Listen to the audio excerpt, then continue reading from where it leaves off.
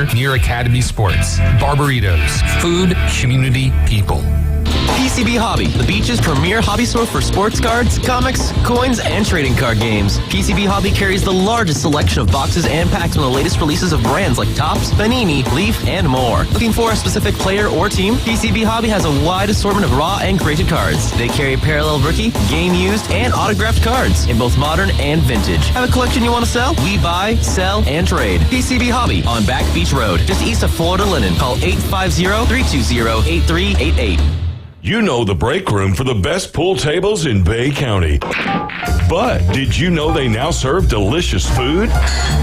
Check out the break room's daily lunch and dinner specials like spaghetti and meatballs, meatloaf with mashed potatoes, air-fried chicken, and more. Plus the best burgers, hot dogs, and you gotta try the Sammy of the day. The break room on Panama City Beach at the corner of Joan Avenue and North Lagoon. For more information, check them out on Facebook. Chef Ross here. We're open daily at 11 at the break room. At Brock Lawn and Pest Control, we're proud to be awarded the distinction of being Quality Pro certified. Our technicians have passed rigorous training in eco-friendly application and prevention of pest treatments. Part of the program is the practice of integrated pest management. IPM's goal is to prevent pests from ever entering your home. It includes inspection, prevention, education, and, when necessary, application. We're proud to be Quality Pro certified. Brock Lawn and Pest Control, the standard and level of trust. Hi, I'm Kirsten from Pentatonics. We've all learned how to cope with more time alone. With more time spent isolated or at home, the need for companionship has grown. If you've considered adding a pet to your family, please check with your local shelters and foster organizations. Stray pet numbers have grown immensely over the past several years, and the trauma cost to these animals is devastating. Adopt pets, they need us more than we know. This message is courtesy of the United States Air Force. WGSX Lynn Haven, WTOT, W271DM Mariana, WVLQ Port St. Joe. ESPN Northwest Florida. It's the next evolution of sports talk radio. The biggest stories and the biggest reactions. Now. And now they're taking... With the first pick. This is the last ball you got to bat. The Inside Drive. From college to the pros. Interviews with the newsmakers, sports betting, your phone calls, and more. And now, The Inside Drive with Ryan Mulvey. Broadcasting from the Bill Kramer Chevrolet Buick GMC and Kramer Marine Outdoor Studios on ESPN Northwest Florida. And good Monday morning out there. A little wet to start the day this morning, but it's in and out, and it's still a good day to play golf out there. The beautiful thing about Bay Point is it drains well, except for a couple holes. But they're out there playing golf. So you are listening to Inside Drive live here on ESPN Northwest Florida, sitting inside the Bill Kramer Chevrolet Buick GMC and Kramer Marine and Outdoor Studios. You can listen live and local on 104.3 in Panama City, 101.9 along the Forgotten Coast.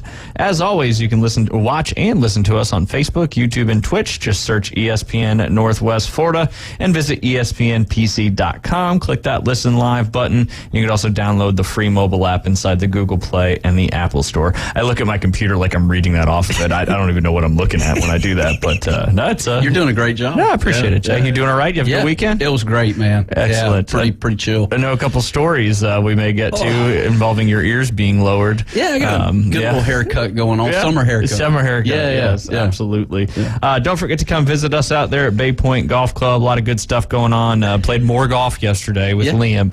Golf course is in great shape out there, and don't forget to vote Best of Bay. We're trying to make it 8 years in a row for the golf course category and 2 years in a row for that golf shop category.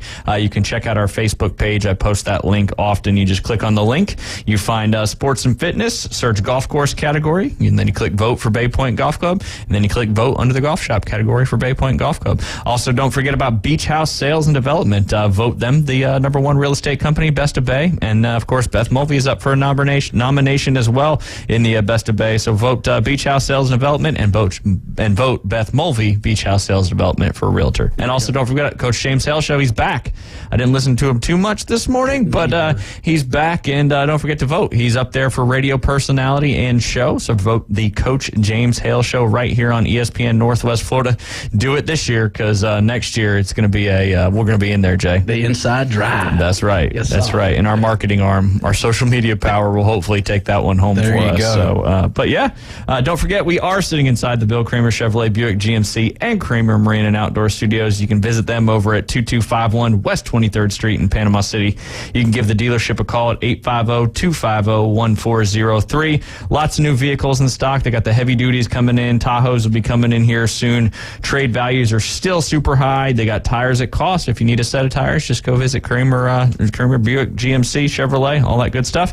And then Kramer Marine and Outdoor, they Yamaha outboard full line dealer as well as a Suzuki outboard dealer, and they have a Yamaha Master certified mechanic on staff to get you back out on the water ASAP. They also sell Seabourn, Spider, and Sundance boats, all part of that CRI family. Soon to have those Skeeter Bay boats in as well. You can visit all their new and used inventory at KramerMarineandOutdoor.com. Jay, good weekend? Great weekend, man. I tell you what, I'm trying to think. Went and got a haircut Saturday. Nice. Yeah, it was great, man. Had to get the old ears lowered. Had to get the ears lowered. But, as I was walking in, I was telling you a little bit about the story a few minutes ago. But, I walk in and the lady goes, hey, come on back. And she goes, what can I do for you today? You're like, I'm here for a haircut. I'm here for a haircut.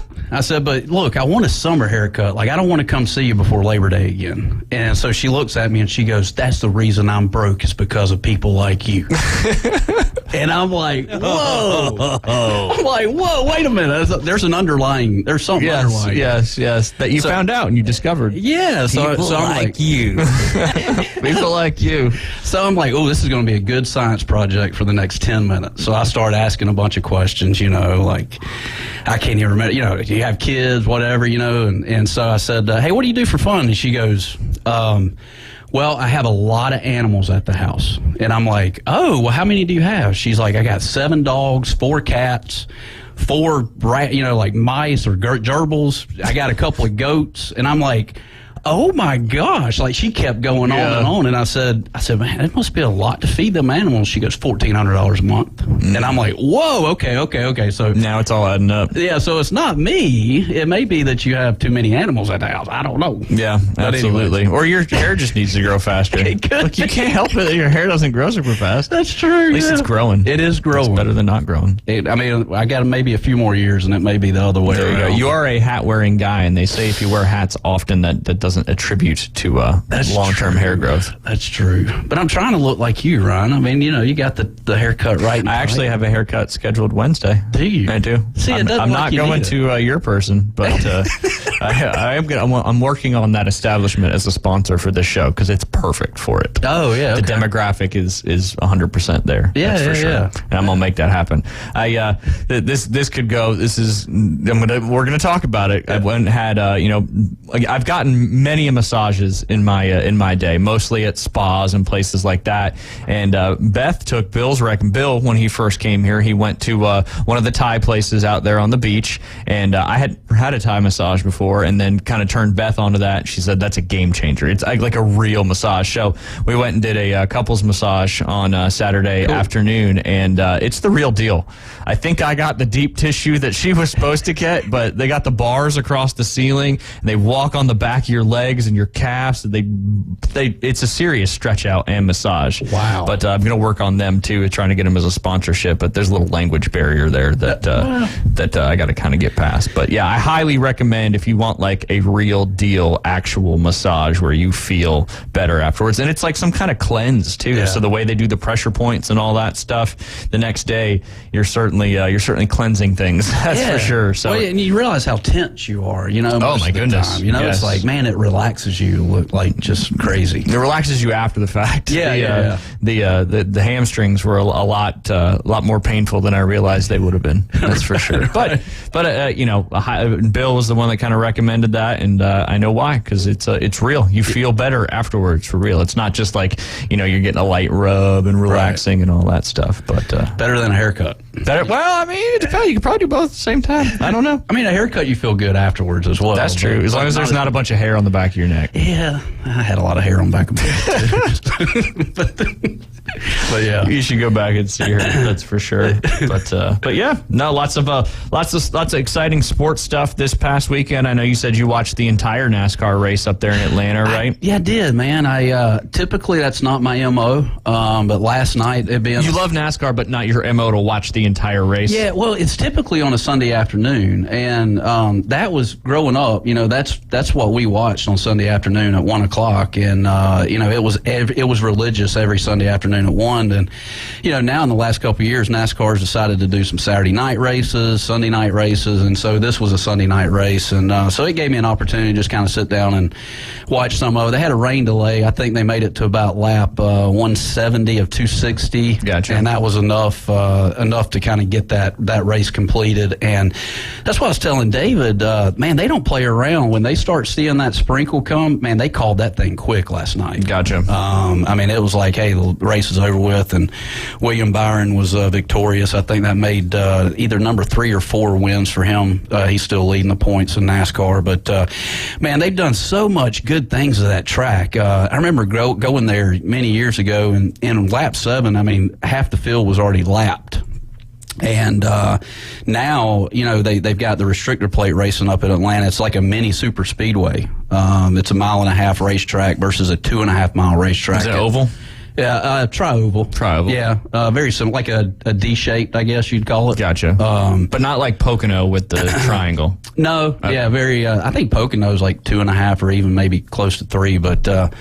Anyways, yeah, no, it's they've done such a great job. It's just from a viewing standpoint, they had my attention last night. It was great. Threw a few bucks on it on DraftKings last night. Just kind of There you go. Just to look at you. Yeah. So, but yeah, man. Maybe I'm trying to get back into the sport. That's the sport I grew up watching, and hopefully I can continue on. I think there's 18 more weeks left in the season. So Gotcha. yeah. But there's only 47 days till college football. 47 days. Right around the corner. Yes, that is Already July 10th.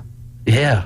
It's crazy. My gosh. I know. Yes. I know. We're having too much fun, Ron. That's right. The problem, though, is like once you get there, though, then all of a sudden it's just like you're almost counting to when college football's coming back again. That's how fast it goes. Yeah. It comes and goes so fast. It does. I don't know why, but because there's a lot of time in between the end of the season and the start of the season.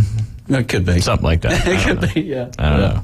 But I got Netflix back. We were talking about malls last Friday. Not really sure why, but we dove into it pretty hard. And there's not a Radio Shack in Bluntstown, by the way. There's not? No, I looked. But anyway, on the Google machine, it said. Did it? Yeah. Yeah. Well, not on that main stretch of 20. Just because it wasn't on that main stretch doesn't mean it's not up there. In Bluntstown, it's got to be on the main stretch. I don't know. It is a Radio Shack. Yeah, that's true. It's actually the Funiac Springs, or the one I just pulled up here is the Funiac Springs. So a different area. Yeah, I might have spoke incorrectly on Friday. One of us did. Yeah. But yes, Radio Shack in Bluntstown. I was looking. But we were watching. I don't think it was on Netflix. I think it was on something else, and it was like abandoned stuff, and they were talking about malls of all places, and like it was in Cleveland, Ohio, and there was this one mall, and they went into the abandoned KB Toys. And they were talking about KB Toys. That's all I really got. I just thought it was ironic that we were talking about KB Toys this past Friday, and then we watched that show. And wait, hold on. The place up in Northeast. Come on. Something Wiz. Yes. The Wiz. Nobody beats the Wiz. Yeah, nobody beats absolutely. the Wiz. Yeah. And I was talking to Bill when we got back. There's a Seinfeld episode that has Nobody Beats the Wiz in it. So if you're a Seinfeld junkie and you didn't grow up in the Northeast, you probably knew what the Wiz was. Yeah. That's for sure. That's for sure. That's cool. So what about Netflix, though? What you watch? Well, we watched Take Care Maya.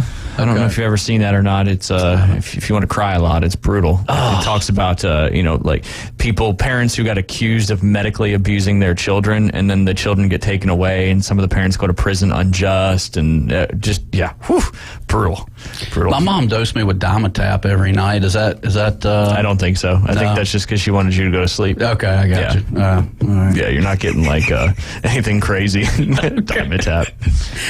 That purple. I bet you can remember that taste. Oh, I totally can. Kind of tastes like a not a grape Fanta, but something similar. That's exactly what it is. Yeah, you either love that taste or you hate it. That's right. You probably love it. I hate it because I had it every night for like 10 years. Yep, absolutely. And don't forget too, we got got the Blast at Bay Point. We're on to a new week. You got to listen at 8:40 on the Coach James Hale Show. He's back all week. Then 12:40 here on the Inside Drive, and then 5:40 every afternoon. There's not a Braves game till Friday, so I think you're probably good, except for Wednesday, Dave and Buster's. Yeah, we got the Home Run Derby on tonight. Yep. And then we got the All-Star game on the air here. Yeah. Oh, yeah, on the air. Look at David. Oh, That's impressive. That's cool. So, yeah, if you're driving around, you're not at home for the All-Star game, or for both the Home Run Derby and the All-Star game, you can listen to it. You wrote down on Friday who we picked, right? I did.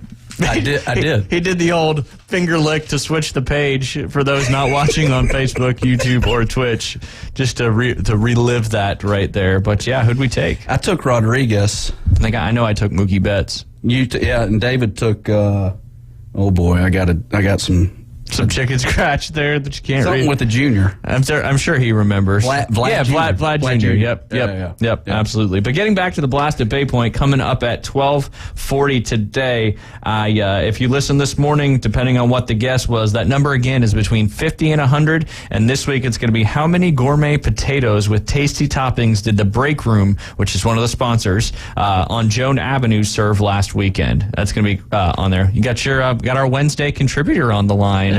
Bring him in, Jay. Oh, who is it? Keith or Alan? Keith. He's our Wednesday contributor. Oh, okay. We've only been doing this for like 10 weeks. Goodness gracious, buddy. It's Monday, Keith. It's Monday. I know, but he did so well last week. I know. On, what was it? It was Wednesday, right? Last week was a short week, though. There was only 3 days last week. But that for was us. his first day, though, so you would think that anyway. The haircut he had threw him off. Yeah. And he slept. It sounds like the interaction on the haircut that he had is what threw him off. I mean, if anybody says customer service is dead, they need to go visit that hairdresser, it sounds like. Yeah. I mean, what a great way to make an introduction. I hope you didn't tell her you do the radio show Monday through Friday from 11 to 1. Because if she tuned in today, she's going to be a little disappointed. Yeah, or maybe she's not. Maybe she's excited you mentioned her on the air. She could be. That's right. Good. All right, Keith, go ahead. I'm sorry.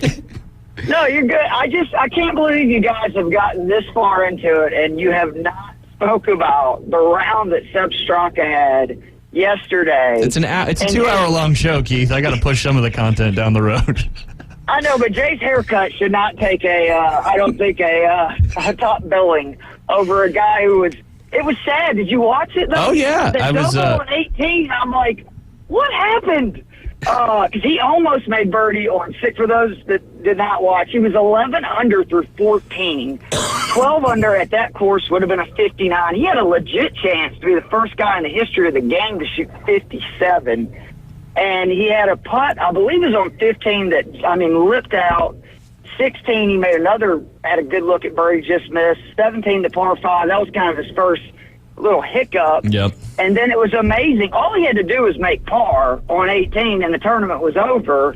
And he made double going into the water, which I saw that a lot this weekend from guys. Cam Young did it both on Saturday and Sunday. But it's everything I love about golf and Sepp Straka's round.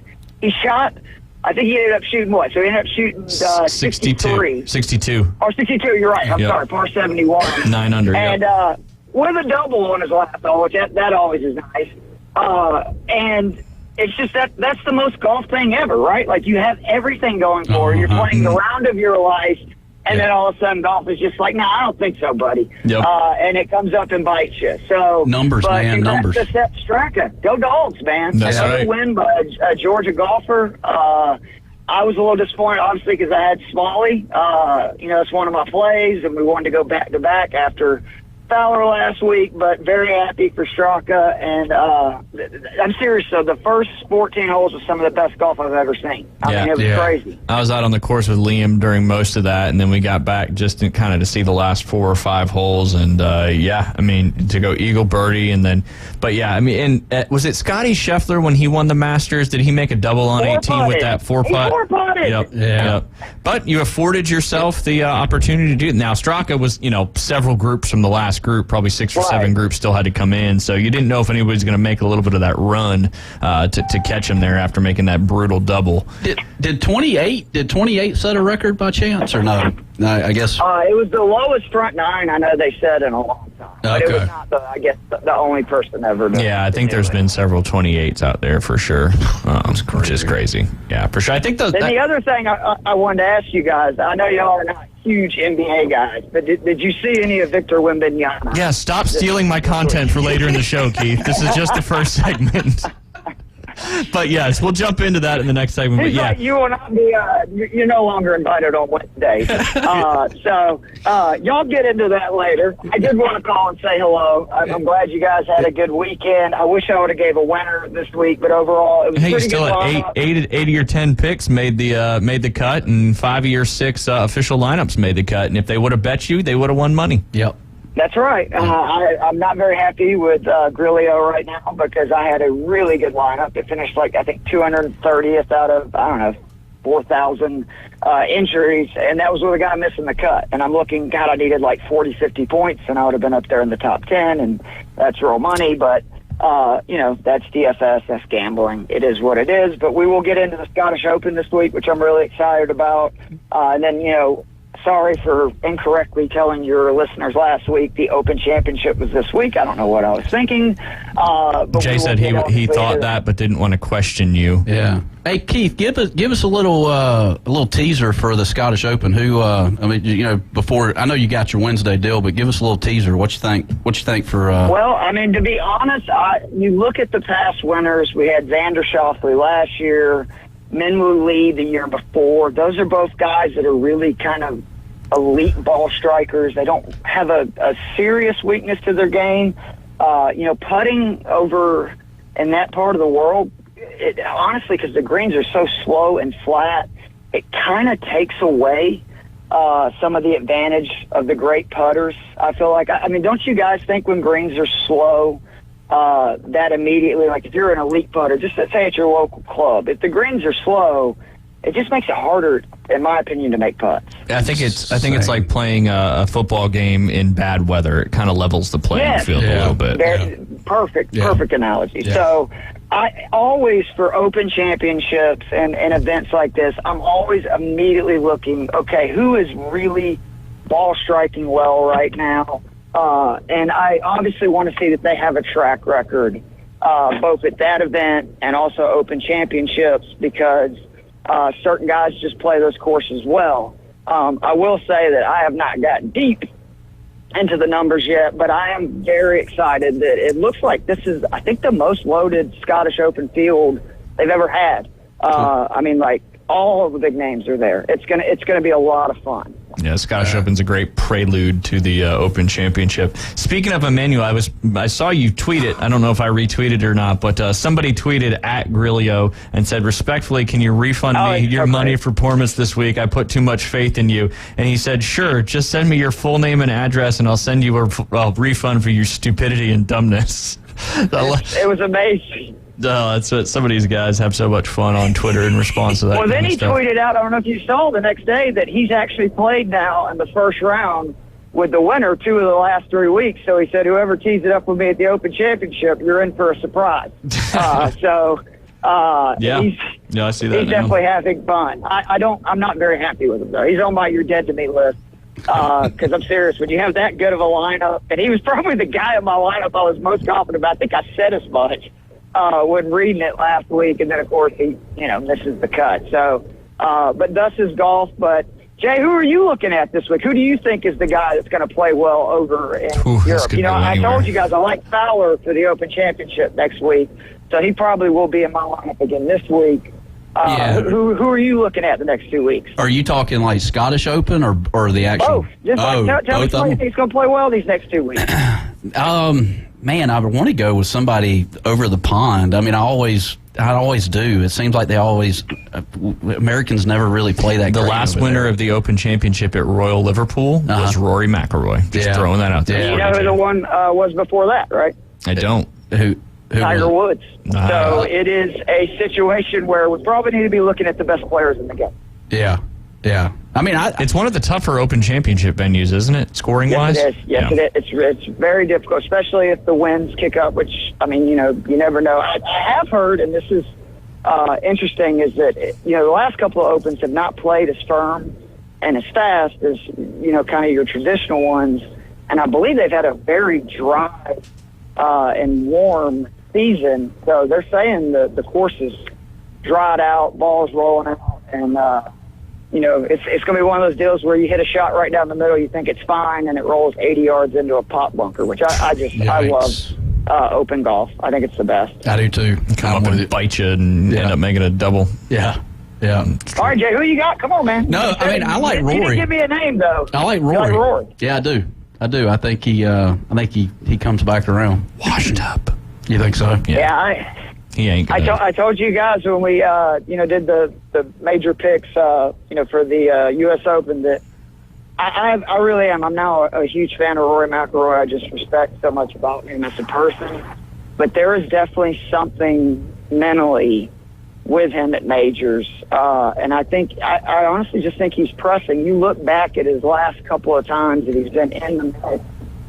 It's not that he's not putting well. It's just nothing goes in. I mean, I think about the Open last year, right? He hit all 18 greens in reg, and he had 36 putts and shot 2 under. You can't win nothing doing that. I mean, but you can't also say he played bad, right? I mean, and a lot of the putts just missed. But you know how it is. If you believe you're going to make putts, putts go in. Yeah. When you don't believe you're going to make putts, it's almost like you're putting a force field out there that's just going to reject them. And I'm worried that I think he needs, if he's going to win another major, I think it's going to be one of those deals where he goes out early, he's down, say, 4 or 5 shots, and he ends up posting a number, kind of like what JT did at the PGA last year.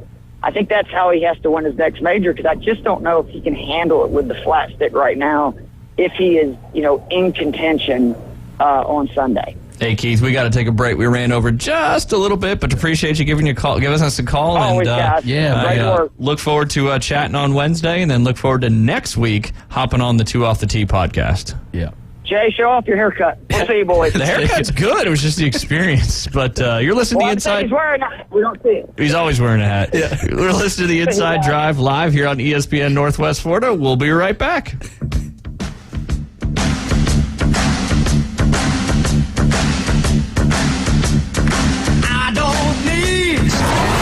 ESPN Northwest Florida. The tradition continues. That ball is going to be out of here. The Atlanta Braves play here. Bombs away. The Atlanta Braves are back and making a statement. At first slide, 2 RBI triple. Listen to Atlanta Braves baseball in a rich audio experience live on ESPN Northwest Florida. Here comes the thunder. Sponsored by Bestway Portable Buildings, Dave & Buster's, PCB Hobby, and Gulf Coast Aquarium. This is Joanna with ESPN Northwest Florida. Here is your weather forecast on this Monday morning. As we head into this afternoon and evening, definite thunderstorms and moderate rain at a high of 86 with a moderate breeze out of the west-southwest around 16 miles per hour. For tonight, light showers and possible thunderstorms and a low near 80. Tomorrow, likely thunderstorms and a high around 86. This weather forecast is brought to you by Ellis Agency Insurance.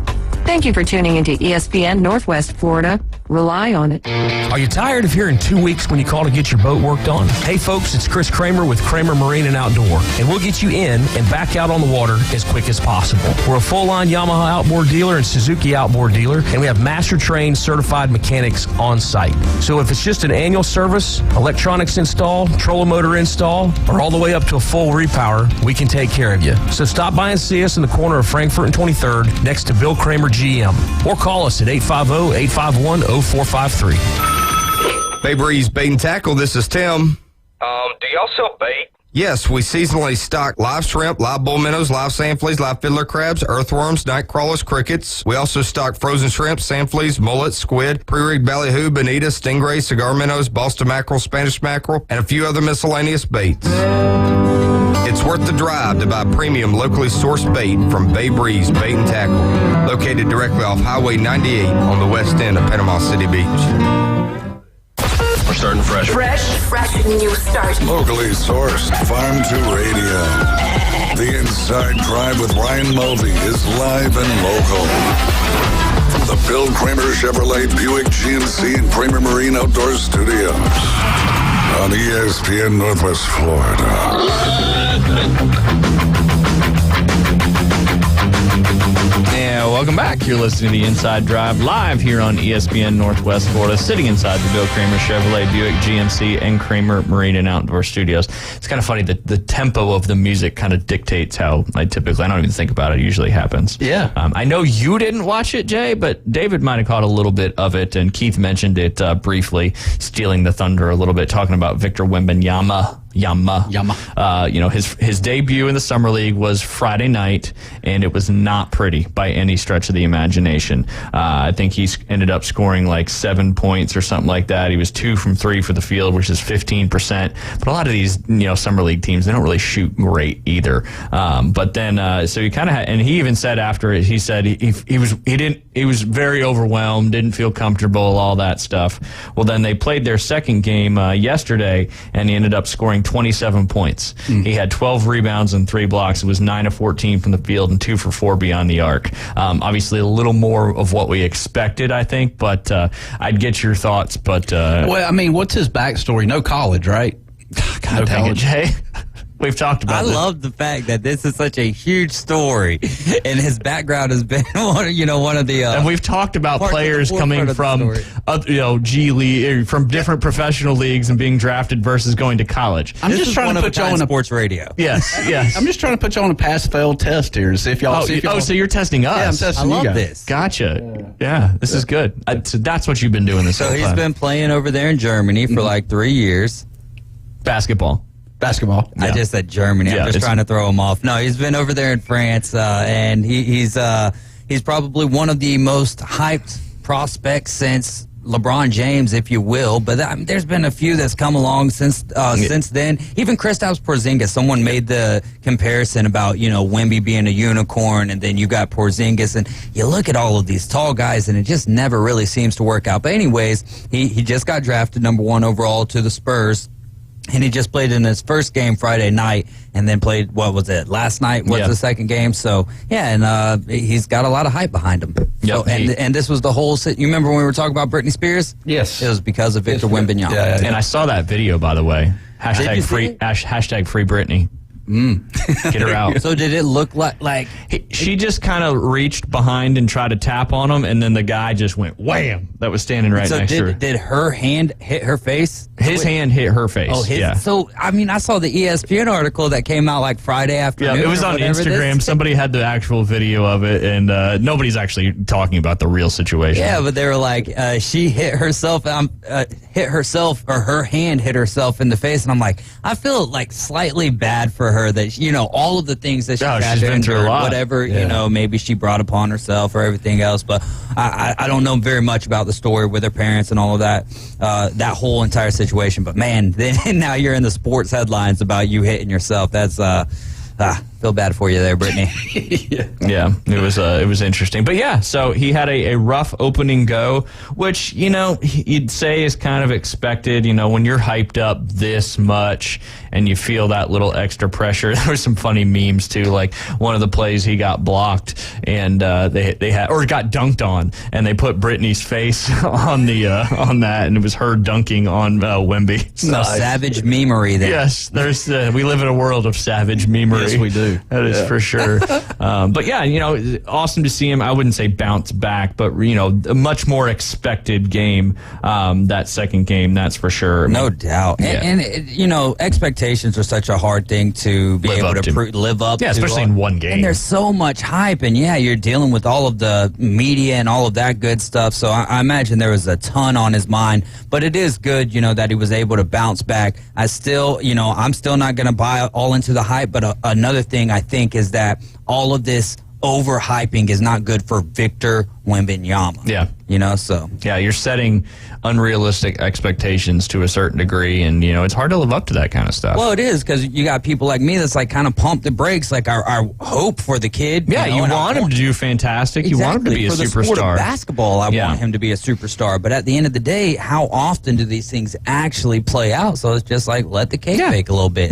It's a college football type season, you know what I mean? Where you can't make your mind up on game 4 on who the top 4 are going to be. It doesn't, look at the first college football playoff that we had, and by the time that the first rankings came out, Ohio State was sitting at 16, and they were the eventual champions. So let the cake bake with Victor. Let the cake bake. I like that. Yeah. That actually sounds like one of yours. Yeah, the cake bake. David's been hanging out with you too much. Jay is this, man. I might be worse. It's starting to take me 2 hours to watch 60 Minutes. Oh, God. Got him excited. We got our other good friend of the show on the line. I wonder if he's in the bunker or not. Alan, how are you doing today? I'm doing great, man. I'm in the bunker, of course. Back from the road trip? I know, right? Like, I was about to say, I was listening to you guys talk, and I'm like, yo, did I miss something? And I guess I did miss Wemby and Britney Spears. What a weird, encounter. Yes, it was certainly a weird encounter, to say the least. But, yeah, I think it's Hit Me Baby One More Time is being played probably a lot more than it has been in a long time. There's a lot of jokes written into that. Poor Britney. No. Just let Britney bake her cake. There you go. I was confused because I briefly looked at the article and it said that she touched him on the shoulder. I'm like, isn't she like 5'3"? How did she touch Wemby on the shoulder? Yeah, she's not very big yet. It almost looked like she was just trying to reach out and touch him. And they're still saying she hit herself in the face. But I mean, if you watch the video, it looks like the security guard, who's about as tall as Wemby, swung his hand around and popped her. Man, I used to work security. I haven't done anybody as high profile as Wemby, but I mean, usually we're taught to at least assess the situation before you go around punching people. Especially Britney Spears. Yeah, I used to. I had a funny story. I don't know if you guys are familiar with Migos, but this is right when they were getting started, and we had an issue with Offset, and I kind of knew of them because of my brother. This is before they got big. And they were like, yeah, you got to go up there and tell them to quiet down. And the door opened, it smelled like weed, but there was 30 people in that room. And I had to make a business decision because I was like, this ain't going to end well. It's just me. So it was the funniest thing of my security career because I was like, hey, yeah, I love you guys' mixtape, man. I just wanted to come by and say I'm a big fan. And then I just shut the door. So I was like, there is no way I'm going to tell 30 people to get out. Are you kidding me? Yeah, good luck with that. I think that was a wise business decision for sure. Yeah. The last thing I need is to be stomped by an up-and-coming rapper with tight jeans, man. I can't do that. And it would be obviously on video, so. That's right. Oh, for sure. Yeah. So I'm still mad about what I consider to be a bad beat. Every weather forecast said that rain wasn't coming until 3 o'clock, and then it was 1:30 and it was raining, and we lost our left-handed pitcher that we so needed for that over. Yeah, absolutely. I've been on a bad streak, too. I've been betting the Braves and been betting the over, and I didn't realize I bet the 5-inning over in the game on Saturday that they won 6-1 when the over was 4.5, and I was excited, and then I was disappointed. Sometimes you got to really pay attention to what you're doing in those sites because you can easily make a mistake. And you have to be really patient with baseball, man. I mean, just like guys might go on a slump, gambling's hard. My May, I don't think I won a game for 3 weeks in May. Yeah. And then I got hot and I didn't lose a game for most of June. And then I had a back and forth, and then I got hot again and back and forth. You just got to be patient with it, man. Who you got for the home run derby, Alan? That's a good question. I am sick and disgusted to say, and I hope you guys erase this tape, but I like Mookie Betts. Yes, that's who I picked, Alan. That's who I picked last week. God. Yes. That's either good or bad for you that I picked him. If anybody knows me and how much I despise the Dodgers, I have an active, on site. When I see Mookie Betts, we could be at MGM anywhere. I could be 100 years old. He could be 120, and I still want to fight him for the 2020 series. He single-handedly beat the Braves. So he's public enemy number one, but he's got really good deep metrics that support that he's at a price that is probably a lot steeper than it should be. And I think some of that's because he drew Vlad Guerrero Jr. first. But he's top 10 in barrel hits. He's got the right launch angle, and he's very consistent with his swing. His exit velocity consistency is pretty high, and he's a pull hitter. And here's a weather tidbit for you guys. Where they're playing, winds are going to be 8 to 10 miles an hour out to left field. No variance for the metrics, whether it's left field or right field, but with the wind aid, you're probably looking at anywhere between 8 to 10 feet more on hits. And the best pull hitter from the right side of the plate is Mookie Betts. He pulls 48% of the time. So it sets up for him to upset. What I usually tell folks in these situations, take your long shot. If he's on one side of the bracket, hedge with somebody that you really like on the other side. And I think Adonis Garcia has a really good chance to surprise at 7-1 as well. Yeah, so I was just looking at the odds, and Vlad Jr. he's plus 325 on my book, but he's the sixth seed in the bracket. Do you know how that exactly works? Because currently he doesn't have as many home runs as everybody else, but okay. I can tell you, based on home runs. I've been watching Vlad Jr. since like the invention of internet and streaming, and the kid's been hitting home run derbies since he was like 15 in major league ballparks. Like him and Cecil Fielder or Prince Fielder have kind of like the same upbringing. They've always been around pros. They've always done these things, so the moment's not going to be too big for him. And he's really motivated to beat Julio Rodriguez. It's kind of a Dominican thing going on there where there's a little rivalry between the two of them. So that's why he got in the Derby, actually. He wasn't going to do it originally, but Julio's going to do it, and he wants to one-up Julio. Jay, it's not looking so good for you based on the analytics. Yes. With David picking Vlad Jr. And who did you pick again? Rodriguez. He's the hometown guy. That's not a bad pick at all. No, yeah, he's plus 350. Yeah, absolutely. Yeah, he 100% is deserving. Like, he can mash. He's not like some throw-in. Like, he can mash. Garcia can mash. Luis Robert, the White Sox guy, can mash. I think the only thing that might hurt Garcia and Robert is that if they get against Alonso, Vlad, and Julio, those three guys have plenty of experience with the Derby. They're not going to get tired or like go away from their pace. And then the people pitching to them have a lot of experience too, and that really helps as well. Yeah, I'll throw another question at you. First round, most home runs. Who would you give me a 1 and a 2? Most home runs in the first round. Pete Alonso is plus 250. Vlad Jr. is plus 300. Julio Rodriguez plus 350.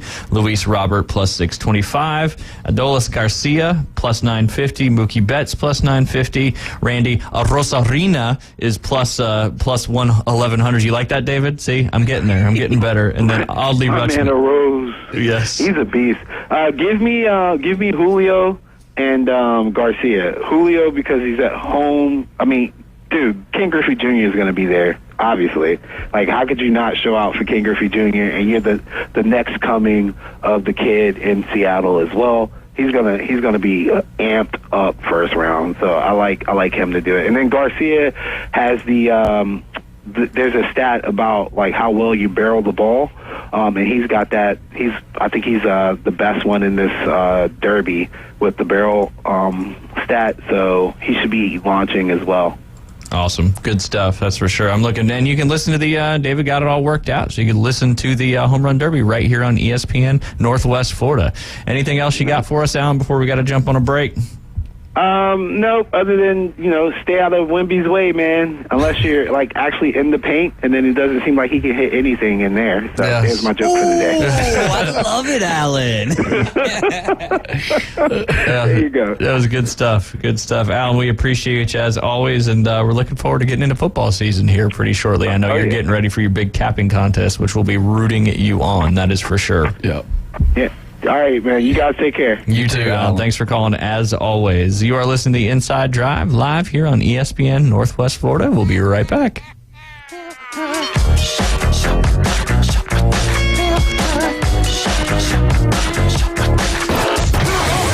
ESPN Northwest Florida. The afternoon underdogs. In the world of the NFL, we have found out about some more suspensions. Isaiah Rodgers and Rashad Berry, they play with the Colts, and then also free agent Demetrius Taylor. They are suspended indefinitely through at least the 2023 season. 4 to 6 weekdays. 104.3 ESPN Northwest Florida. At Bay Breeze Bait and Tackle, you can find all the necessary items for an unforgettable fishing experience. From pin rods and reels to the best hand-tied rigs in Florida, we have it all. With the help of our friendly and knowledgeable staff, you can be sure that you have the right gear to make that big catch. Come experience a great local bait and tackle shop located directly off 98 on the west end of Panama City Beach, located just 5 miles west of Pier Park. Take your next adventure in an award-winning Kia from Bill Bird Kia. Stop by Bill Bird Kia today and test drive a new Kia and see why everyone is talking about Kia. The new SUV family has movement that inspires, and we invite you to test drive the new 2023 Kia Soul, Seltos, Sportage, Sorento, and the Telluride. You can command the road in a sedan from Bill Bird Kia. Drive away today in a brand new 2023 Kia Rio, Forte, K5, or Stinger, and discover the all-new vehicle at Bill Bird Kia for you and your family. You'll get the perfect balance of comfort, safety, and technology. Bill Bird Kia is the original home of the 20-year, 200,000-mile warranty. Stop by 2435 East 15th Street, Panama City today, or anytime at BillBirdKia.com. Peace of mind you can trust at your local community dealer. Bill Bird Kia, 15th Street, Panama City. You hear it first. Sports talk right now. Back to the Inside Drive with Ryan Mulvey. I know it seems a bit overwhelming at first. Broadcasting from the Bill Kramer Chevrolet Buick GMC and Kramer Marine Outdoor Studios. Something makes me think you'll get used to it. On ESPN Northwest Florida.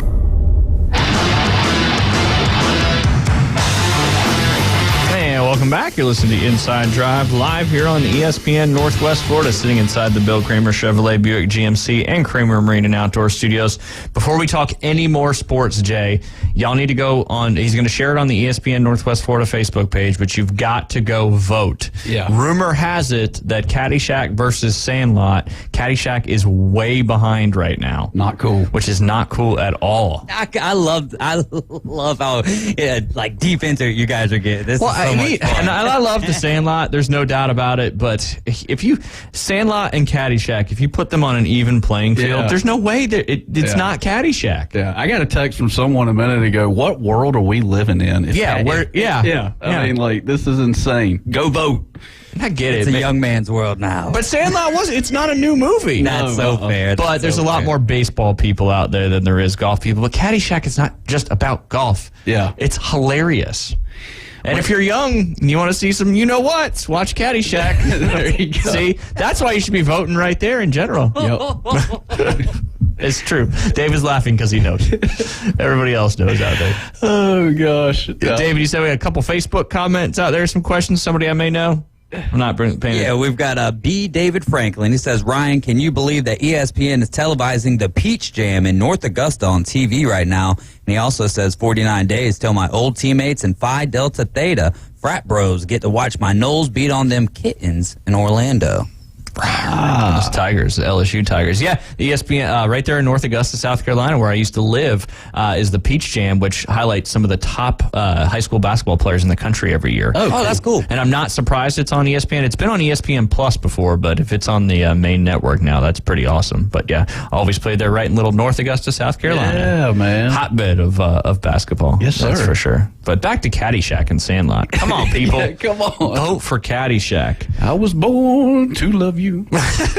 Absolutely.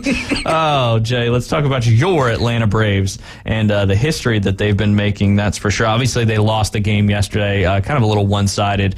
Bryce Elder just got off to a slow start and kind of got opened up a little bit by the Rays, but they won another series. I believe, if I'm not mistaken, that's 11 series in a row, and I know a couple of those were a couple weather delays, but still counted as a series win.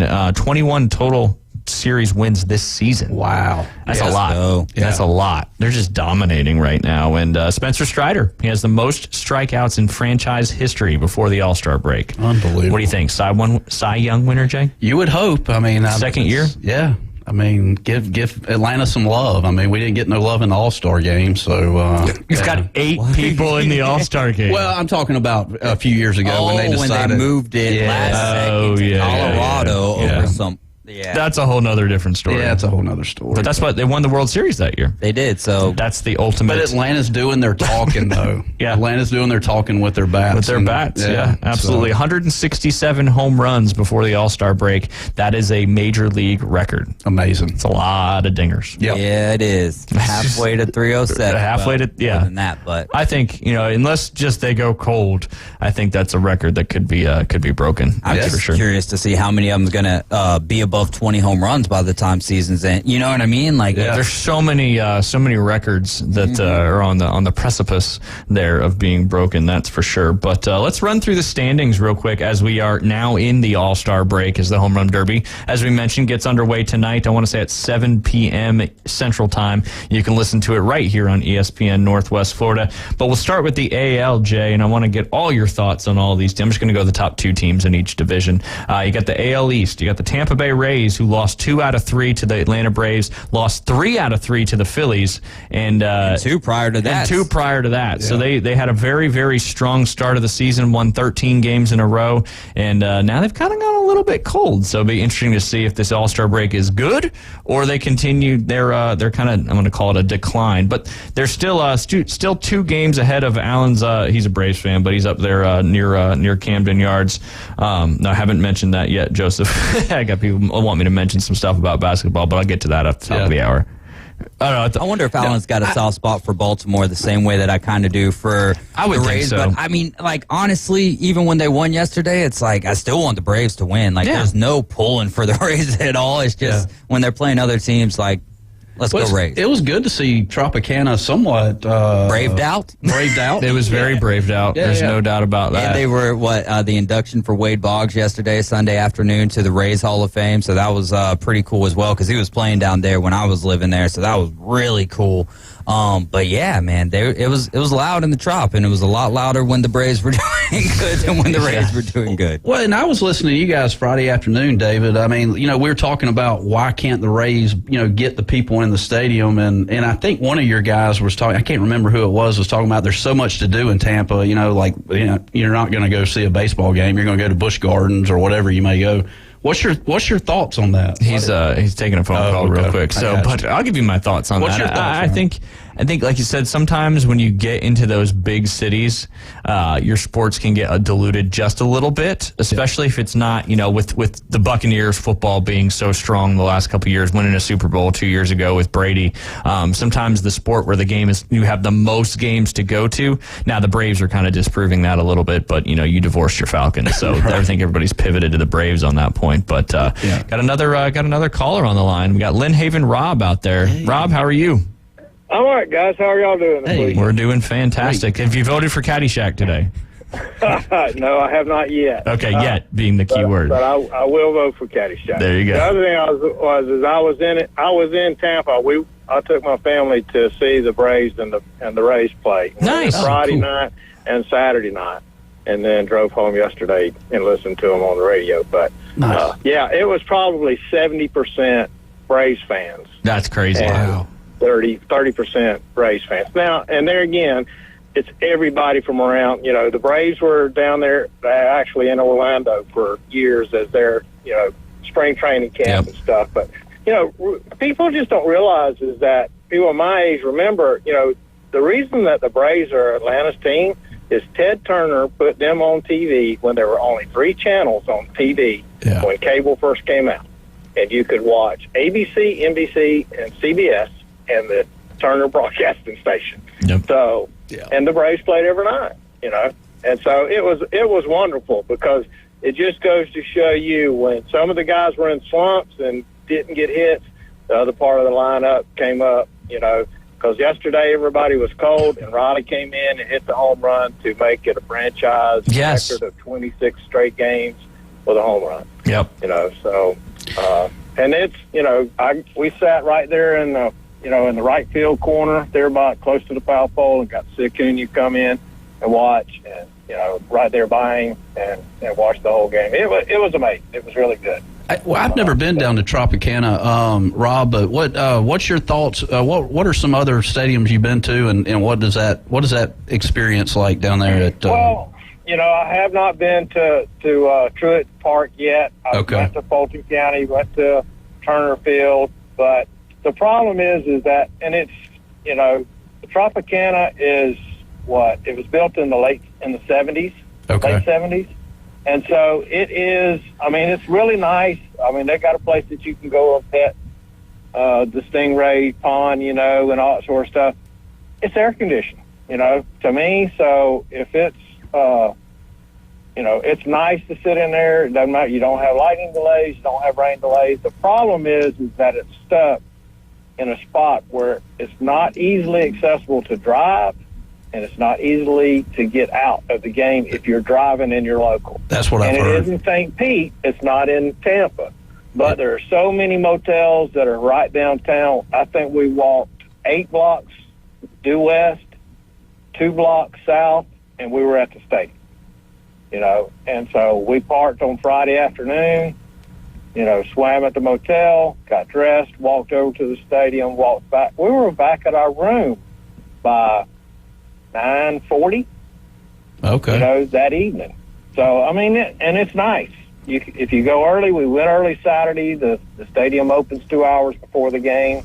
You can go in, let the kids. We got to watch the Braves take batting practice, and chase a few balls and stuff and that sort of stuff. And so, it's an experience. Yeah, that's great. For anybody that has not heard or whatever, and someone told me, if you go to Truist Park and it's an afternoon game, get on the first base side, do around in the right field till about halfway down the chop house, because the sun sets over your back. If you're sitting on the first base sideline, it's sitting behind you. So if you don't want to be sitting in the sun, you need to be on that side. Yeah. So. Yeah, we went up to a couple weeks ago. We went up and took the family up to Truist, and we stayed at a hotel right there in the Battery, and it was perfectly parked. We never got in our car again. But we were on the first base side both times, and even in that late afternoon game, I think it was the 4:40 game at that time. The sun's pretty much behind the stadium, so you've got a lot of shade. But that left field and third baseline were cooking. You're blistered. Yeah. Yeah, we'd love to hear back from you. You got plans to go to maybe a Braves game up at Truist this season, or? That all depends on if I have to take the whole family again. I can't afford to do that. That's a grade A answer. So I sent David some pictures and stuff when we got there, and David, while I got you there, I listened. I pulled up the app and I was listening while I was sitting in the thing, and I heard them talking, and I had called in one other time when y'all were off. I said, well, that's not a Friday afternoon show, so they must have taken off. So I got off of it. I was going to call in and give a live update from the stadium. Oh man! Because it was a 6:40 first. It was a 6:40 pitch, first pitch. Right. It would have been 5:40 our time, but I was on like 5:20, something like that, and it had the sports. The guy from the PCB Hobby. PCB Hobby. Yeah, PCB Hobby was on. I said, well, that's a Monday show. Yeah.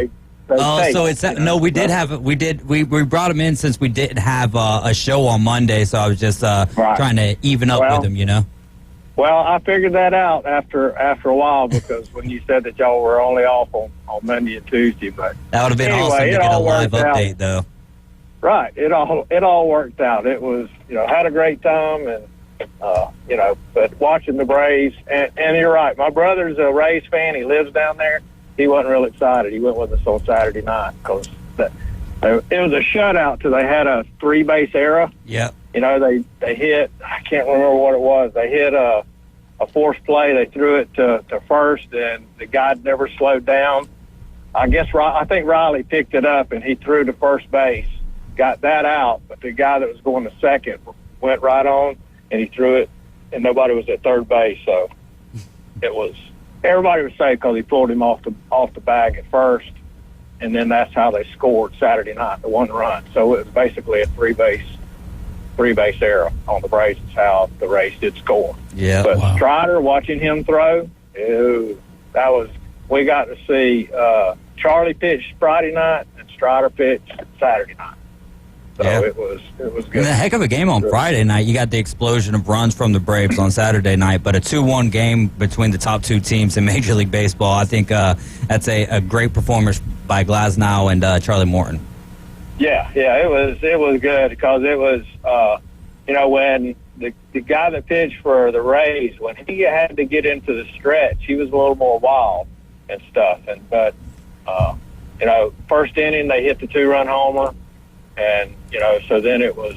But like I said, it was amazing. It wasn't a big blowout either night, till late in the game, but everybody stayed. And so and I like the quick pitching and stuff now. The pitch clock makes the games. It makes the game just flow, and you're not. They actually between innings have the 3-minute break and stuff, so it just flows. You're not waiting around. Totally agree with that, Rob. You're getting out, at a decent hour, and it's just really it was an enjoyable, great weekend. Awesome. Thank you for calling, Rob. We got the hard top of the hour break coming up, and don't forget to vote for Caddyshack. Appreciate the update from down there at the Trop. Sounds like you had an awesome time with your family, so we appreciate you listening. That's for sure. Had a wonderful time. All right, y'all have a great day. See you. All right, Rob. Thanks, Rob. We'll be right back with some afternoon delight here on ESPN Northwest Florida.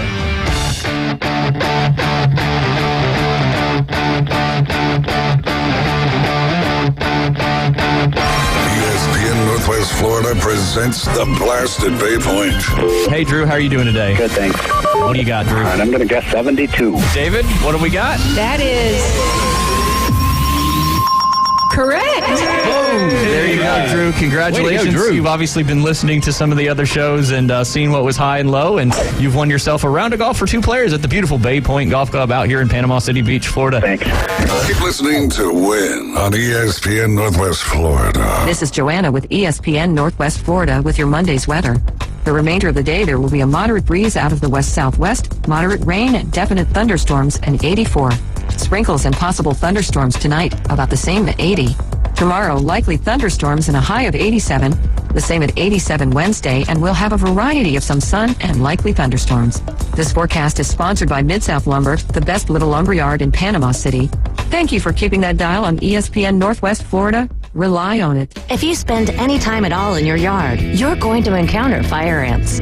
We know they can ruin a party. That's why we're this area's experts at fire ant elimination. As your certified top choice professional, we will rid your yard of these unwanted invaders. Brock Pest is so sure they will get rid of fire ants that they offer a 1-year guarantee. Enjoy your yard fire ant free. We guarantee it. Give us a call for your free consultation. Brock Lawn and Pest Control, our family protecting yours since 1968. WGSX Lynn Haven, WTOT, W271DM Mariana, WVLQ Port St. Joe. ESPN Northwest Florida. Barbaritos lets you say yes to fresh. If you don't know what to eat or where to get it, well, fret no more. Barbaritos is here to help with its healthy menu, offering 7 meals with less than 500 calories. Barbaritos has lots of healthy options made with farm fresh food. Your health and your family's health matters to us. Come eat healthy at Barbaritos, 23rd Street in the Stanford Station Shopping Center near Academy Sports. Barbaritos, food, community, people. Do you suffer from political talk radio fatigue?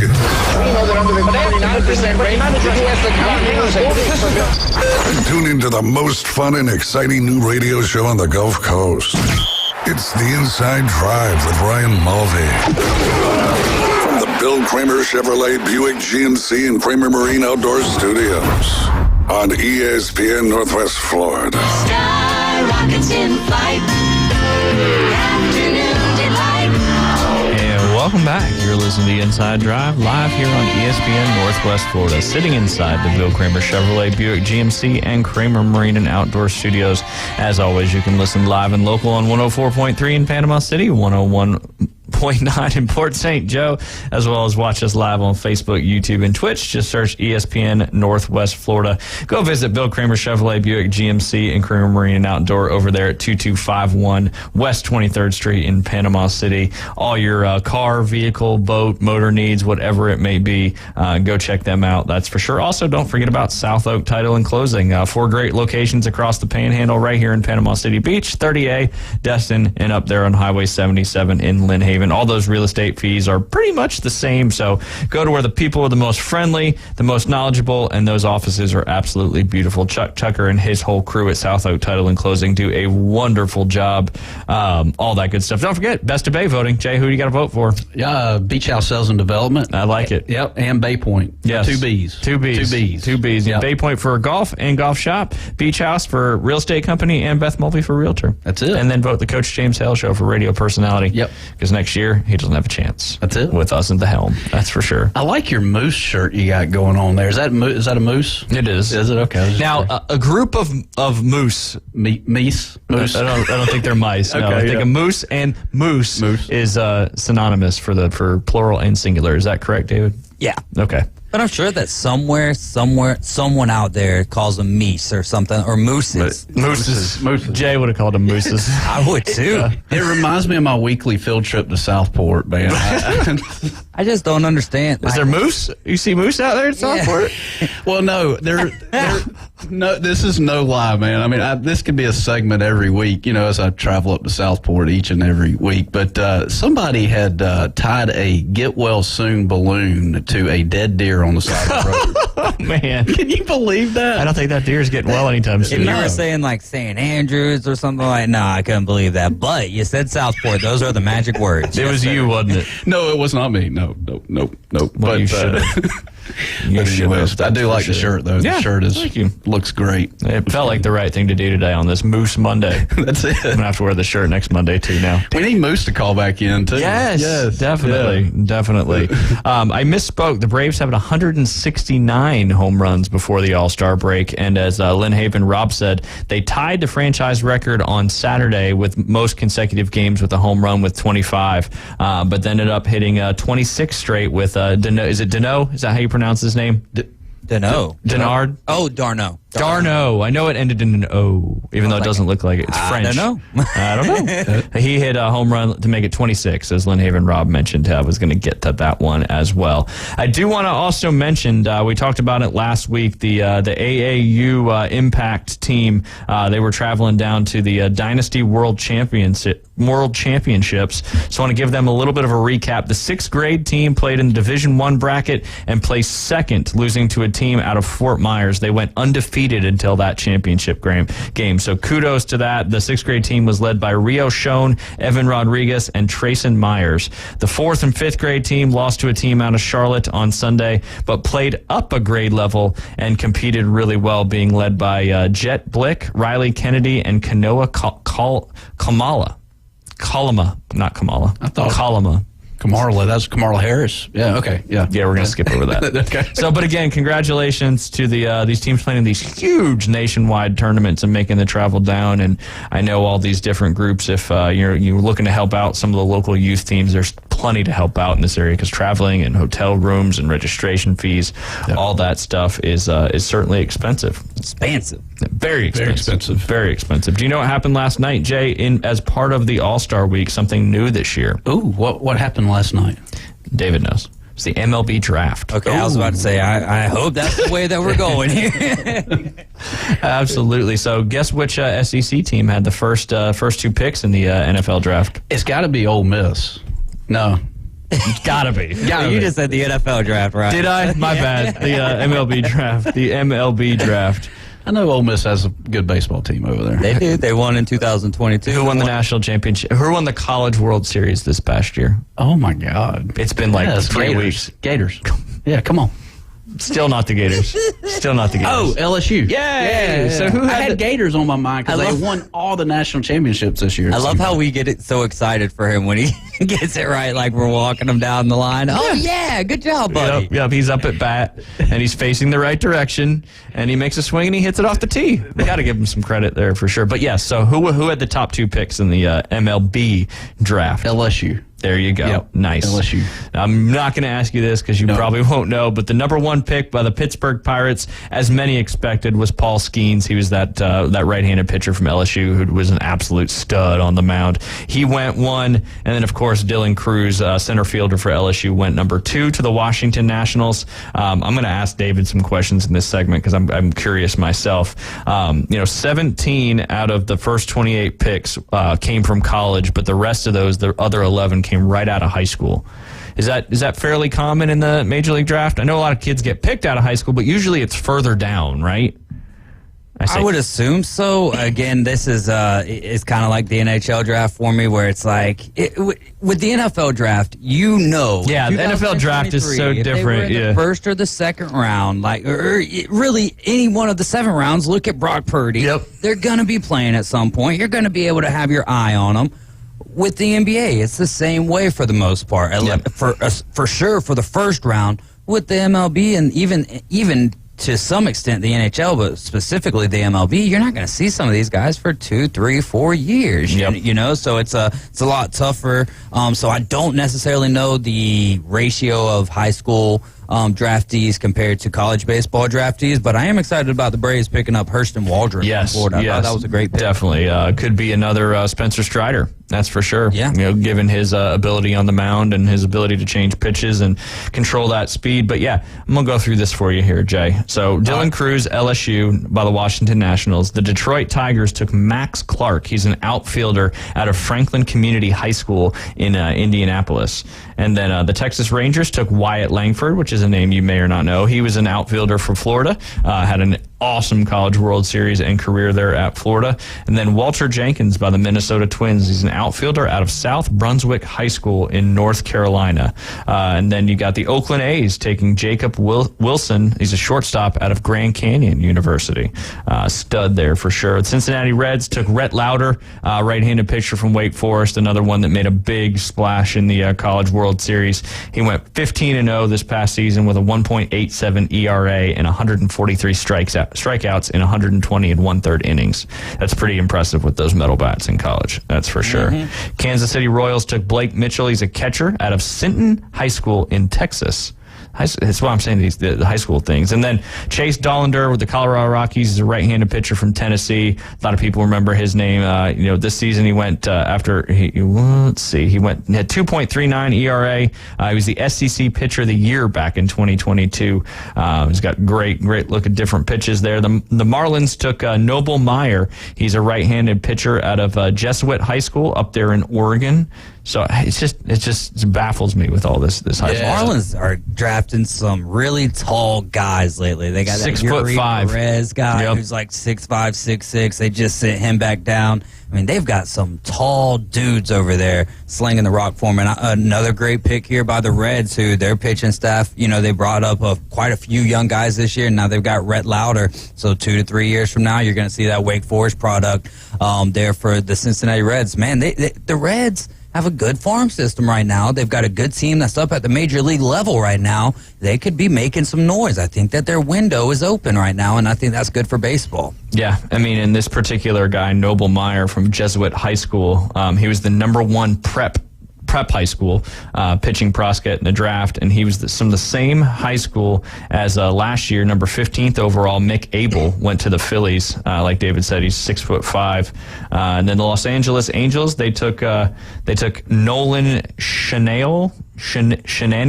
It's like Emmanuel, but I would say Schnall or something. Schnall. We're just going to go with Nolan. Schanuel. He was a Schanuel. There you go. I like that. David's really good at pronunciation. He is. He really is. I know. Homeschool. He's from. There you go. That's not a good plug for public school. But he's a first baseman from Florida Atlantic University, and then he had Tommy Troy, third baseman from Stanford, was drafted by the Arizona Diamondbacks, number 12. He's a third baseman again from Stanford University. Chicago Cubs, your Chicago Cubs there, Dave. I know you're a Cubs fan. At times. Chase. At times. Yeah. At times. Every now and again. Matt Shaw, again, going back to the national networks, WGN and Turner Broadcasting, TBS. It is. But yeah, Matt Shaw, second baseman from Maryland.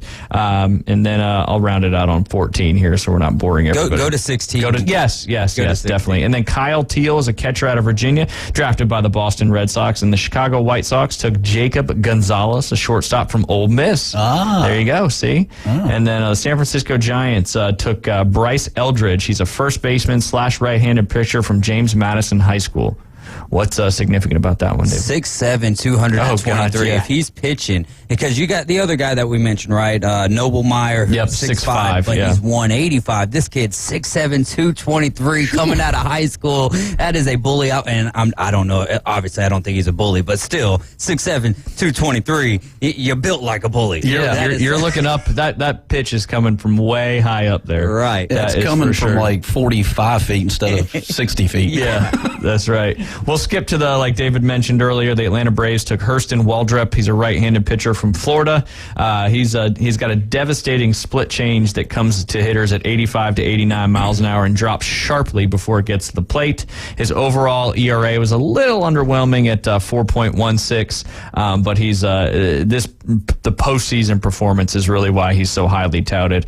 He struck out 12 batters against UConn in the regional round and then followed 13 batters he struck out against South Carolina and 8 scoreless innings against the regionals, and then he had 12 Ks against Oral Roberts over 6 innings in the College World Series. So another big draft pickup there for the Atlanta Braves. So get him in there, and David will know this off the top of the head because I don't. Who was pitching in AAA that's coming back here soon? That's been injured. Max Fried. Yeah, Max Fried. I should know that too, but I don't. So, but he had a good outing. Yeah. And he's getting closer to coming back. So that's another piece coming after the All-Star game. You get him back in that starting rotation, it's going to be tough. It is. I wanted to revisit, you were talking about Spencer Strider and the possibility of a Cy Young. Yes. What I've seen in his last 2 starts, the ability to get deeper into the games. He's not hitting 100 pitches, and obviously this could resurface, but he's not hitting 100 pitches by the 5th inning. It's getting there to about the 6th to the 7th, and that is a good sign. Bryce Elder got knocked around a little bit yesterday. Okay, no big deal. He's been having a great year. So, yeah, that rotation right now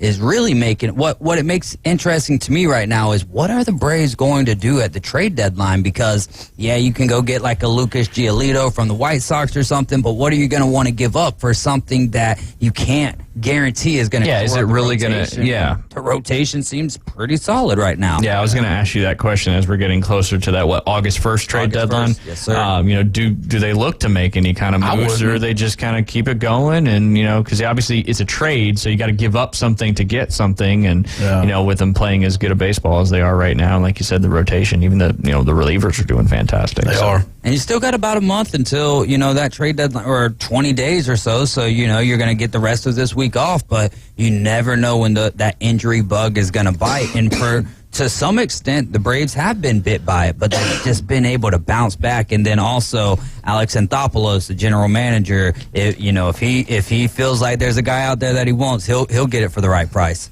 So it's good to be a fan of a team who's got a general manager with a grand plan. Yeah. It's you got to look forward.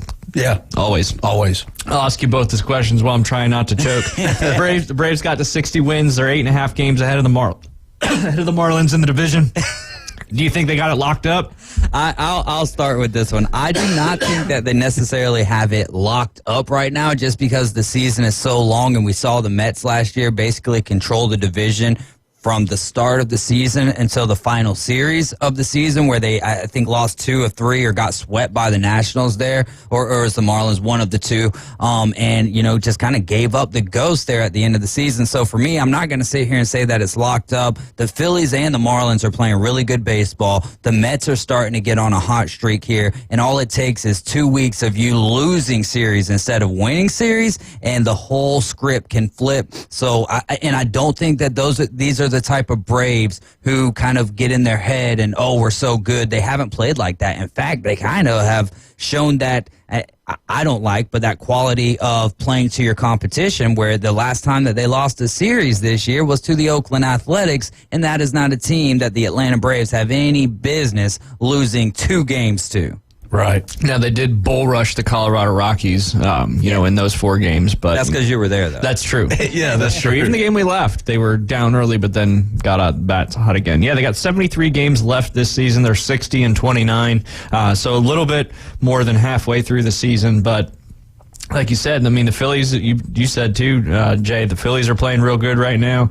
I think Washington's pretty much out of it at this point, but a couple series flipped. It's right there. So Cincinnati Reds leading the NL Central by a game, which is pretty crazy. If you go back 2 months where they were, and then when they called up De La Cruz there in early June, it's kind of the spark they particularly needed. And if you were the Cincinnati Reds, and you, like, as the fan base in general, but if you didn't have Joey Votto, and if you were to tell Reds fans you're going to be this many games over 500 and then get Votto back, I don't think any of them would have believed you. But man, it's just really good for baseball, I think. And Ellie De La Cruz, I mean, what about that performance? What was it? Yes. Was it? I think it was Saturday night. Saturday night, where he stole 3 bases in an inning. First player to do it since 1920 in the live ball era. Yeah, they couldn't even make a throw home. It's crazy. The dude is so quick. Did you see him take off his helmet too and kind of like play him down a little bit? That was so smug. Yeah. I go because he's so young into it. I'm like, ooh, if this was the older version of baseball. But at the end of the day, me as a fan, I love seeing these guys get into it. Yeah, I love it. He backs it up. Yeah, he backs it up. Yeah, don't be acting like that if you can't back it up. Yeah, no, 100%. But if you can, go on and get after it there, brother, because I enjoy watching it. Yeah, that was pretty crazy. 21 years old. Yeah, that's fast, quick, super fast. Yeah. And it's crazy. It all goes back to AG calling in the one day we were talking about Live PGA, talking about he called it. He said this is the next big thing in baseball, and boy, has it lived up to the hype. No doubt. There's a lot of big things in baseball right now. This year has been, and I haven't really followed it a ton leading up until this year. Obviously, we talk about it on the radio, but it just seems like there's been so many really cool stories. The game is going faster. It seems to be more entertaining, quote unquote. So just a good spot for baseball right now. I agree. That's for sure. When you're getting action on the base paths like that, when you're getting home stolen like that, when you're getting guys who are getting to third base via stolen base, but the pitcher's still looking down at his cleats to see if they're tied or not, I think that's a good thing for baseball. You're still getting the long ball. You're still getting good pitching. You're still, so, I think it's hey, by the way, Spencer Strider was only 2 pitches away the other day from an immaculate inning. Yes. Wow. Which we learned about. Yeah. Do you remember what that is, Jay? 9 straight strikes. Is that 9 straight strikes? Yeah. That's pretty cool. Good job. Yeah, I don't know. It's like you kind of see teams where you have players that are involved in the game, and then you have players where they're committed. And De La Cruz, to me, comes across as somebody that's committed to the team. And that's just my thoughts. And I think a lot of the Braves organization right now, I think they're committed to, whatever that end game is. I don't know if it's, hopefully it's a World Series victory again. But, you just, that's kind of the way I view it. It's just you can be involved or you can be committed. Yep. I love that because commitment is so huge. Let's say someone pays you for a golf lesson and they're not committed to believing that you know what you're talking about. Right. They're not going to gain anything from that. The youngins that Ryan coaches there for Team Dynasty, if they're not buying in, if they're not committed, then they're not going to learn the playbook and they're not going to be able to execute 20-yard 3-point conversions. And you're going to get pulled off the field. Yeah, there you go. There you go. But that's good stuff. It's being committed and involved. It's not one or the other. It's both at the same time. Right. No doubt. And if there's no team chemistry, then you're just involved. Yeah. You're just involved. Yep. And so, chemistry is important. Yeah, it is. You're going to battle as a team on the field. But is De La Cruz like the guy that's their leader, a 21-year-old? Is he leading? I mean, he's showing that he cares. I mean, if you're stealing home, like you're committed to the game. I wonder if they sent him or he just did that on his own. Ooh, I would say he just did that on his own. I'm not sure though. The third was easy because nobody was on it. Maybe he has one of those like permanent green lights where it's like, hey, we know you're good enough, kid. Just don't get caught too many times. I think that the unequivocal leader in that clubhouse is going to be Joey Votto, but they've got so many youngins that I'm pretty sure it's a lot of give and take with these guys, and they're just they're so wrapped up into the fun that they're having right now, that's kind of the leader in the clubhouse is fun. What you said right there is we were talking about how exciting this season is and fun. Yeah. You see teams and players having fun. And the celebrations. Yes, and that correlates right over to the fan base. Because when your team you're watching is having fun, you're having more fun watching it. Little fun fact before we hit this break. In the last 50 years, 3,228 base runners, this is before he did it, have tried to steal, this is before this season, have tried to steal home. Only 864 have crossed the plate successfully. So it's a 27% success rate in the last 50 years of stealing home base. Wow. Now, that's before this season started, so I don't know how many times it's... I want to say that maybe there's only been one other person this year that stole home, and I can't put my finger on it and say that that's a fact either. Willie Mays Hayes stole home. That's true. Yeah. Easy and after he sold second, third, he basically did what De La Cruz did. Yeah, he did. Except there was somebody standing on third when he stole it. Yeah. They had the old green light steal to go to third. But you're listening to the Inside Drive live here on ESPN Northwest Florida. We will be right back.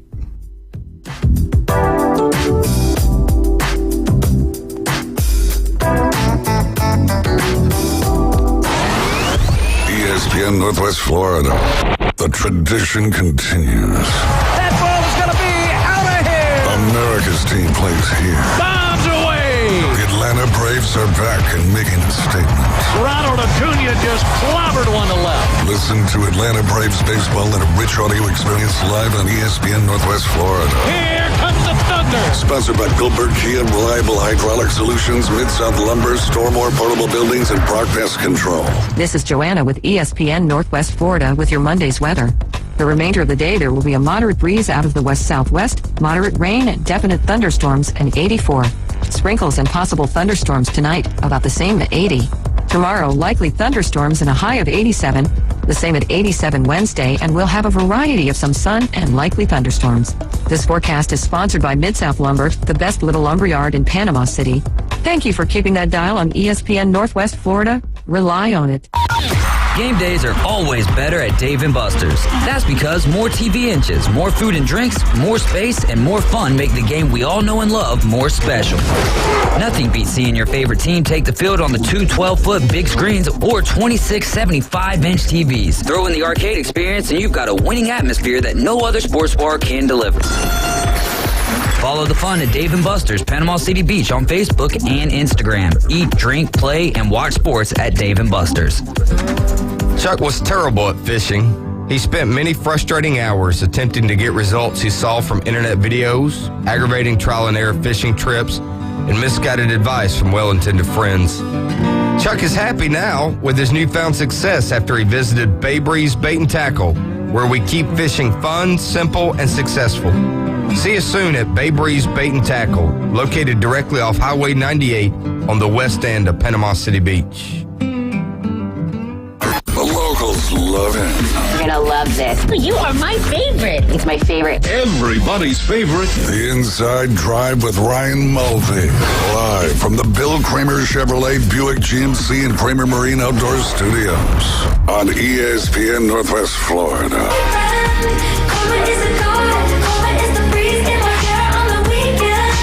Welcome back. You're listening to the Inside Drive live here on ESPN Northwest Florida. Jay's bobbing his head as he is a Swiftie, bringing us back into this great song. This 1, 2, 3, 4 segment of the show.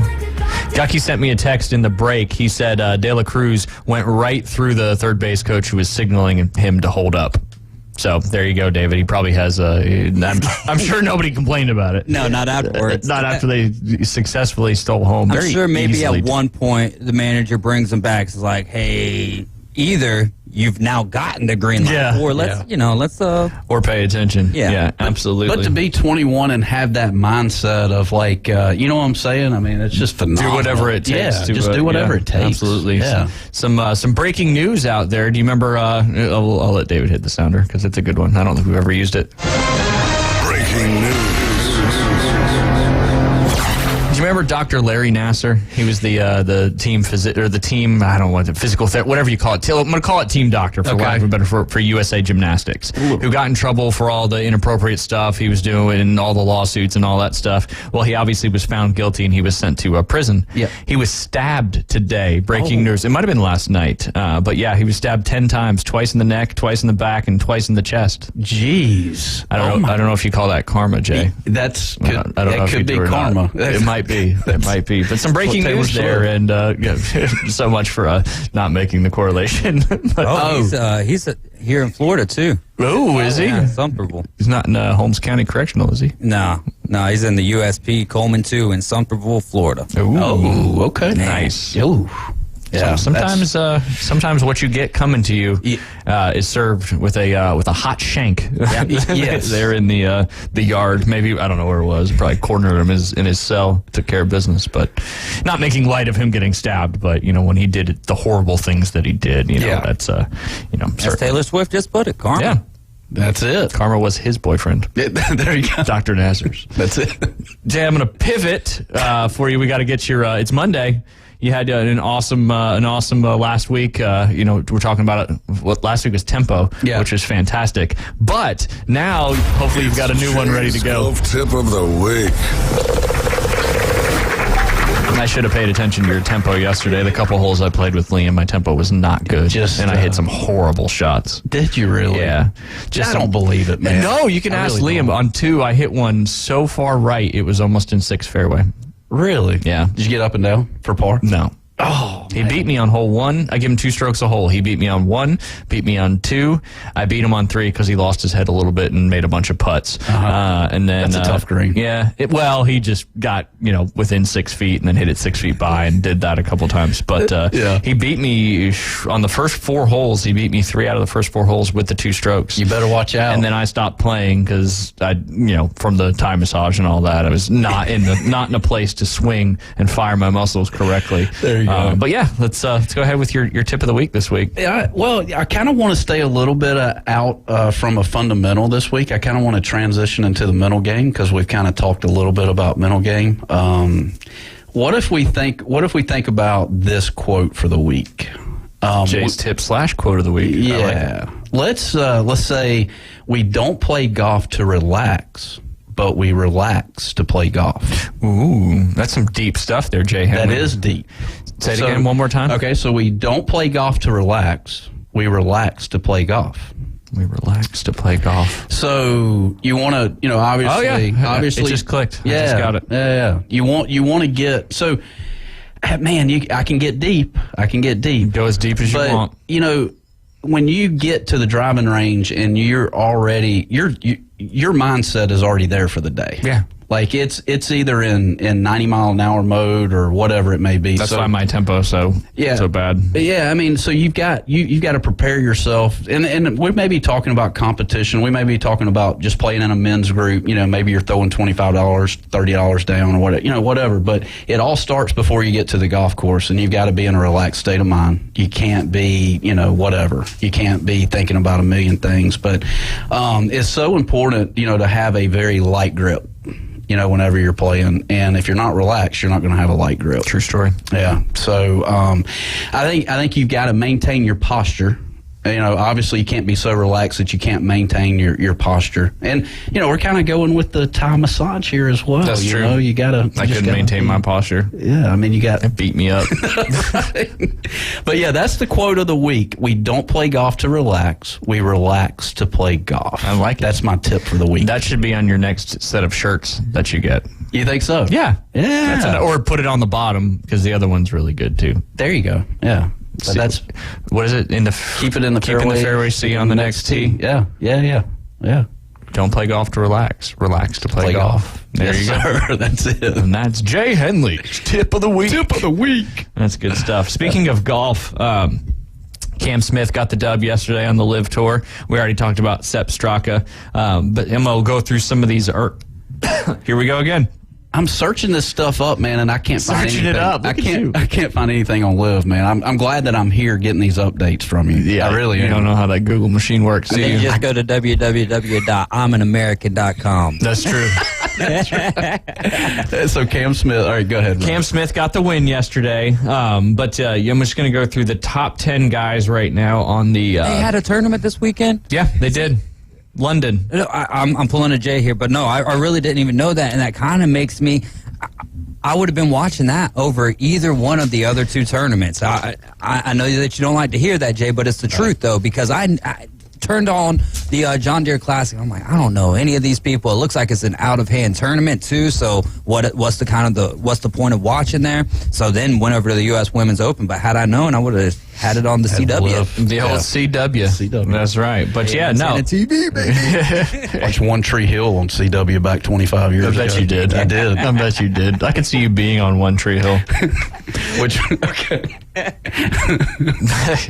Threw me for a loop on that one with the One Tree Hill comment. It was on the CW back in the day. That is true. Yeah. It's good to see the CW has hung around for so long. I know. Let me get back to my right page here so I can give you some accurate information. All right. And this is going to bring me to a secondary question after I go through these. Number 10, and you'll probably know a lot of these people. Number 10 on the current 2023 earnings ranking is Charles Howell III. He's made $7,605,000 and change. He's individually made $6.6 million and had another $1 million from the team competition.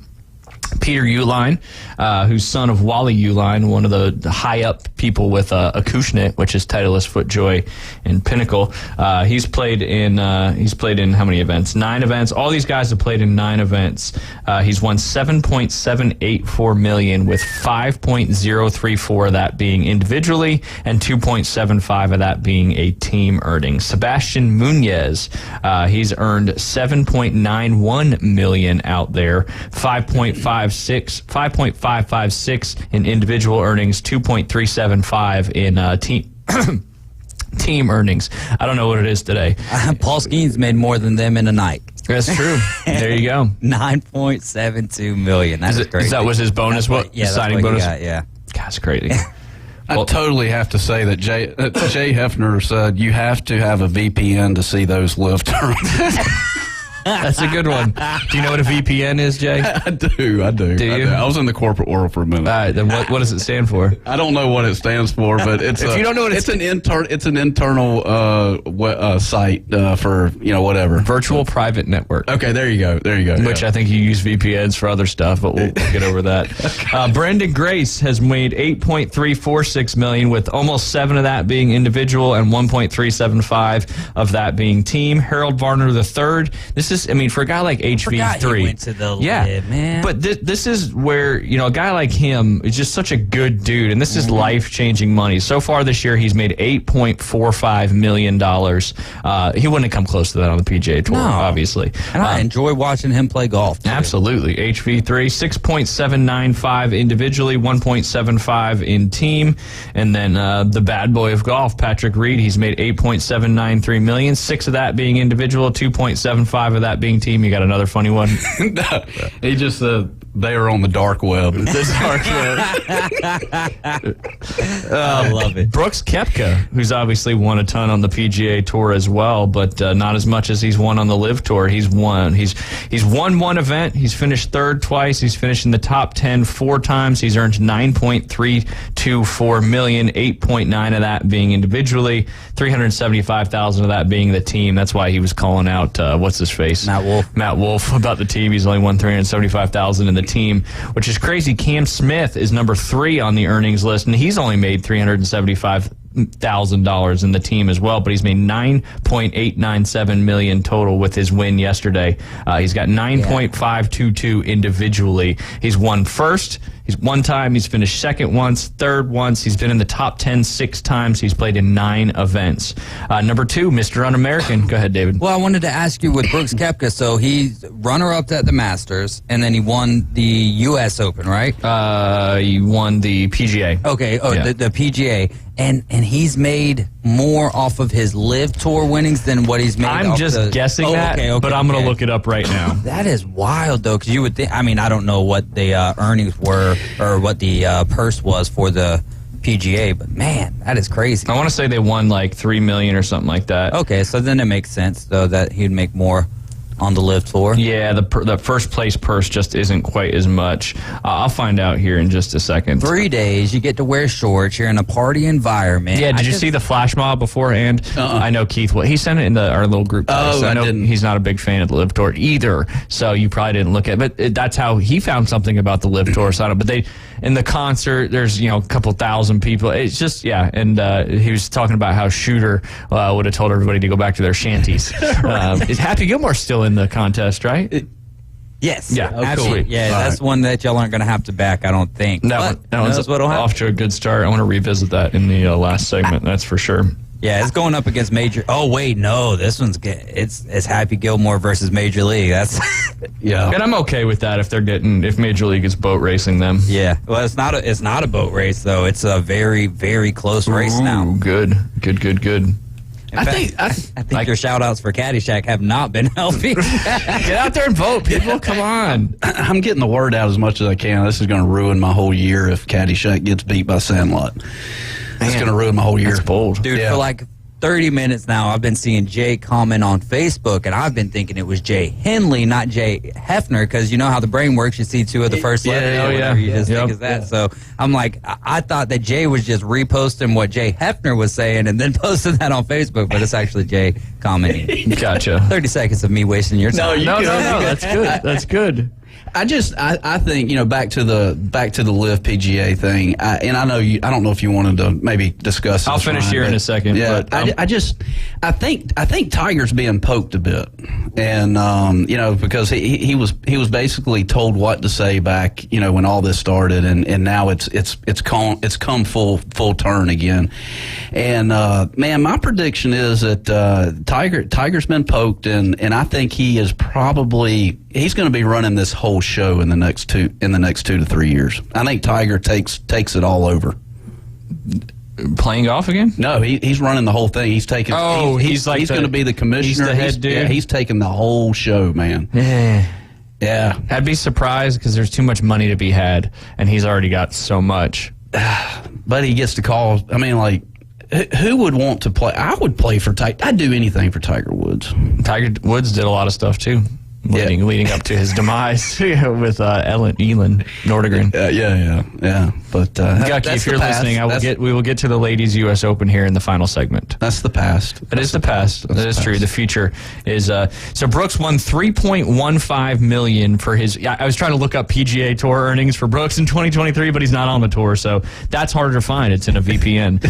And I was trying to see what his second place finish got him in the Masters. So 3.15 for the PGA. I'm going to guess second place in the Masters was a little over 2, so probably somewhere around 5 to 6 million, and he's earned 9.324 in 9 events on the Live Tour so far this year. Not bad for 2 tournaments on the PGA Tour, though. Yeah, not bad at all. So total earnings, close to he's got 9 there and another 6, so close to 15 million on that one. But Dustin Johnson, Mr. Un-American, as Jake dubbed him, he's got 9.961. Almost got $10 million in earnings this year on the Live. Not to mention how much he won last year as well. But he's won once. He's been in the top 10 5 times.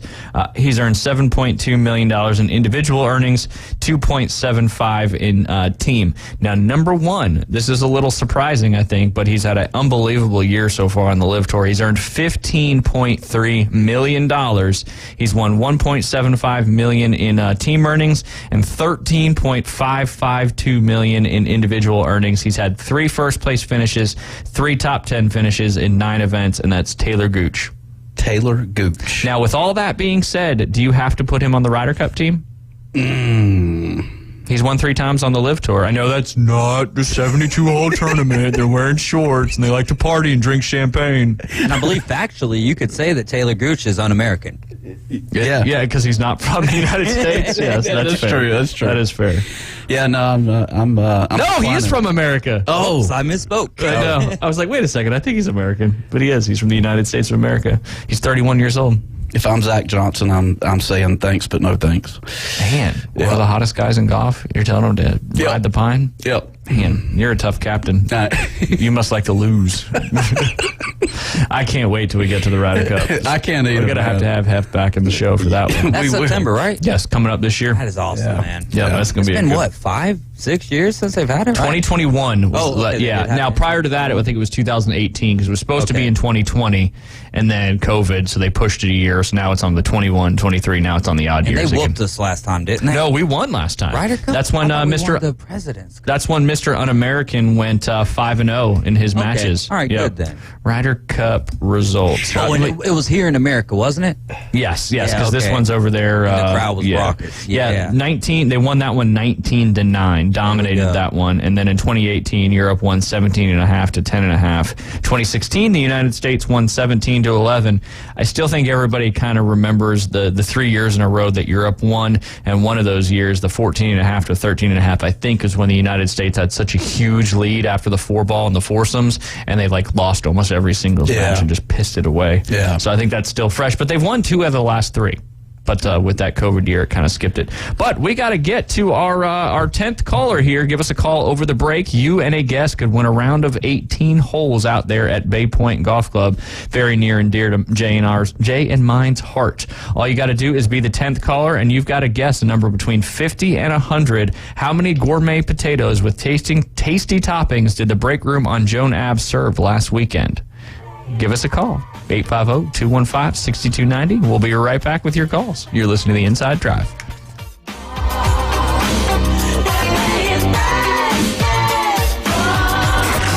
ESPN Northwest Florida is already your home for the most live and local sports talk. And now we're taking... Oh, he got all of that one. The Inside Drive. Ryan Mulvey, middays, 11 to 1 inside the Bill Kramer Chevrolet Buick GMC and Kramer Marine Outdoor Studios. The latest reactions to the biggest stories happening right now. Plus, interviews, sports betting, and your calls. You gotta be pleased with that. On ESPN Northwest Florida.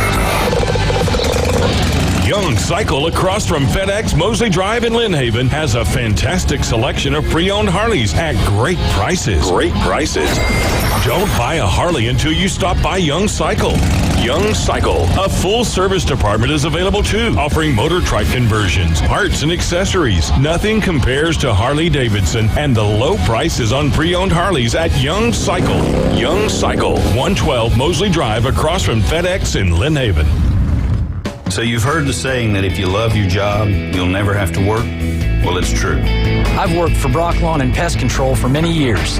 The commitment to the needs of customers and their commitment to each employee makes Brock a company I'm very proud to be a part of. Brock's core values are also mine. Give people more than they expect and always honor your promises. This isn't a job, it's a service to help people live a healthier lifestyle. Brock Lawn and Pest Control, our family protecting your family. PCB Hobby, the beach's premier hobby store for sports cards, comics, coins, and trading card games. PCB Hobby carries the largest selection of boxes and packs from the latest releases of brands like Topps, Panini, Leaf, and more. Looking for a specific player or team? PCB Hobby has a wide assortment of raw and graded cards. They carry parallel rookie, game used, and autographed cards in both modern and vintage. Have a collection you want to sell? We buy, sell, and trade. PCB Hobby on Back Beach Road, just east of Florida Linen. Call 850-320-8388. Back to the Inside Drive with Ryan Mulvey from the Bill Kramer Chevrolet Buick GMC and Kramer Marine Outdoor Studios. It's alive! Look alive! We're alive! On ESPN Northwest Florida. And welcome back to the Inside Drive, live here on ESPN Northwest Florida. We do have our 10th caller on the line that's about to play high-low, guessing how many gourmet potatoes with tasty toppings did the break room on Joan Avenue serve last weekend. We have Jimmy on the line. Jimmy, how are you doing today? I'm doing good. How are you? We're doing fantastic. Always good times hanging out with Jay here in the studio. But what you got? What's your guess on this one? Between one, I guess 33. I'll let you guess one more time because it's between 50 and 100. Oh, let's do 76. Okay, David? That is too low. All right, just a little low on that one, Jimmy, but we appreciate you playing. This is only the second opportunity this week. Don't forget, you can also call it 5:40 on the Afternoon Underdogs, and then 8:40 on the Coach James Hale Show, and then you could always give us a call again if nobody wins it. Jimmy, I think Jay's got a couple questions for you. Yeah, Jimmy, where are you calling from? This calling from Panama City. All right, man. Well, so did you have a good weekend? Oh, had a great weekend. It was beautiful. Yeah. Anything fun? Well, we went down to Shuckham's, and we did some karaoke around 4, took the kids down there, and went to the beach and just lived a good life. There you go, That's man. right. Beautiful place to live. Lots of fun stuff to do. Jimmy, we do got to keep you on the line. David's going to get your information because you are going to win a complimentary large bag of range balls out there at Bay Point Golf Club. Have you played out there with us before? Oh, yeah, I love it. It's a great course.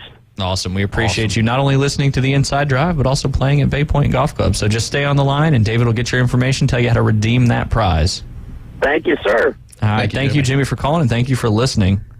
All right, you're anti-American live guy. You hate to live, so you say all those guys are anti-American. What do you think of the winner of the Women's U.S. Open, Allison, if I pronounce it correctly, Corpuz, I think, or Corpuz? Corpuz, I think is how you say it. I'll get corrected if not. But she's the first American to win the U.S. Open in 7 years. Also the huge $2 million check as well. It's the second time ever that there's been a $2 million first place check paid out in the women's game of golf. Yeah. Lydia Ko won the Tour Championship last year that had a $2 million prize as well. But to put that in perspective, the total purse for the next week's tournament on the LPGA Tour called the Dana Open, the total purse is only $1.75 million. Wow. So the U.S. Open's purse has doubled over the last 2 years, rising to $11 million. So I think that's just obviously great for the golf. But did you have a chance to watch any of that Women's Open? I did. I watched a little bit Saturday, didn't watch anything, any yesterday, but man, it was so great to see these women out at Pebble and just kind of see. First time ever. Yeah, it was, with the rough, the rough's so thick, and you've got to create so much club head speed through that rough. But a lot of those women, man, they were getting through that rough pretty good, and I was obviously rooting for Tardy. Tardy being a Georgia Bulldog, and she hung in there for a little bit, but just wasn't her. Had a tough weekend. Yeah, shot 69, 68, and then 75, 73 on the weekend.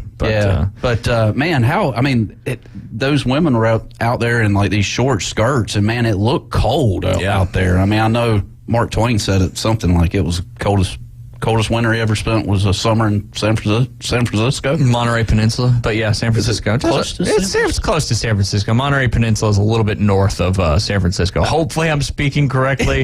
If my dad's listening, he'll send me a text here momentarily and correct me, I'm sure, because I was born out there just in between San Francisco and Oakland, and had visited. I played golf at Poppy Hills when I was very, very little. Really? I don't really remember a whole lot other than being allowed to play a few holes, which was kind of cool. See, now Poppy's not in the rotation anymore for the AT&T Pebble Beach Pro-Am. I want to say it's that Monterey Peninsula golf course, Pebble Beach, and Spyglass Hill. Yeah, but I remember Poppy Hills. But the 18th hole I do remember is very elevated going up to the green, if I'm not mistaken. Yeah. But Charlie Hole, she made a run at it. She finished 6 under for the tournament, tied second, but shot 66 in that final round. That was the lowest score throughout the whole tournament. Yeah, her swing is amazing. All their swings are just fantastic. If you want to model your swing off of somebody, look at the women's game of golf. Tempo. It's just so smooth and all that good stuff. That's what Coach Rusty Cook, who used to coach Bay High, he always would tell his players to go watch women's basketball, women's college basketball, and that is your best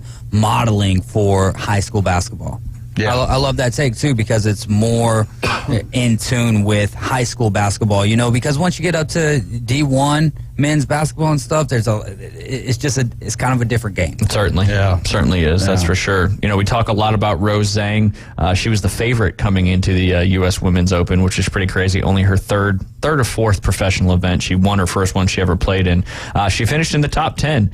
She had a tough start. She shot 74 in the first round, but then followed it up with a 71 and then 2 72s on the weekend. But a top 10 as well. Pretty impressive stuff from the Stanford grad. 2-time NCAA national champion. Yeah. I guess 2023 Augusta National Women's Amateur Champion. And Carpus, USC, right? I think she is USC. She was a Trojan. Yeah, absolutely. Trojan. So they're developing them over on the West Coast, man. It seems to be happening over there. That's right. Florida State, Stanford. Yep. USC. Yeah. Duke. Any luck on any Florida State? Both players didn't make the cut. Okay. Yeah, I was kind of following up until that point. Had a couple tough scores. Yeah. That's a tough golf course, especially if in competition and if you've never played it before or anything like that. Yeah, But, 25-mile-an-hour winds. I mean, man, it was crazy. Yep. Yeah. Yeah, it was just, but exciting that the U.S. Women's Open was competed at Pebble for the first time. Let's see how much Rose took home a check of $272,355, which, first place normally on the LPGA Tour is going to be between $300,000 and $400,000, with those purses only being $1.75 million. And then you got these. It's just so lopsided between the two tours. That's for sure. Oh yeah. And not to mention if you throw the Live Tour in there as well. This is true. Very, very, very lopsided when it comes to that point. Yeah. Brooke Henderson, she finished tied 12th. I forget her first name again. I remembered it over the weekend, but I forgot. She played at Coastal Carolina. Brooke's sister is her caddy on that bag. Brooke just played some great golf again as well. It's hard to compete out there. Yeah. But what you got, Jay? Anything exciting? Man, no, I'm just trying to think. Junior camp gets underway tomorrow? Yes, it does. It does. Hopefully the weather will hold out for you. I hope so. The last one. Yeah.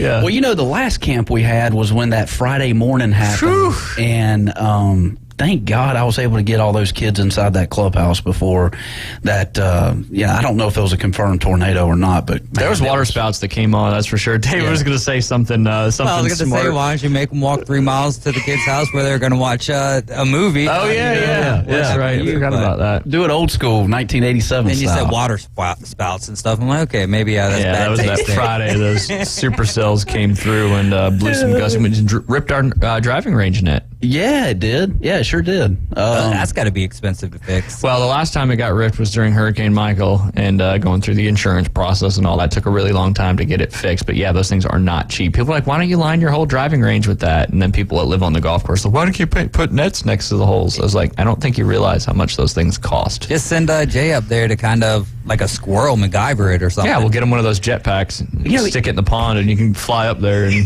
take care of it.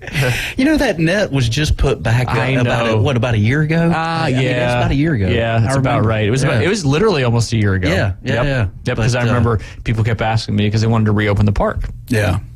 I still don't know why they built a park right next to a driving range, but,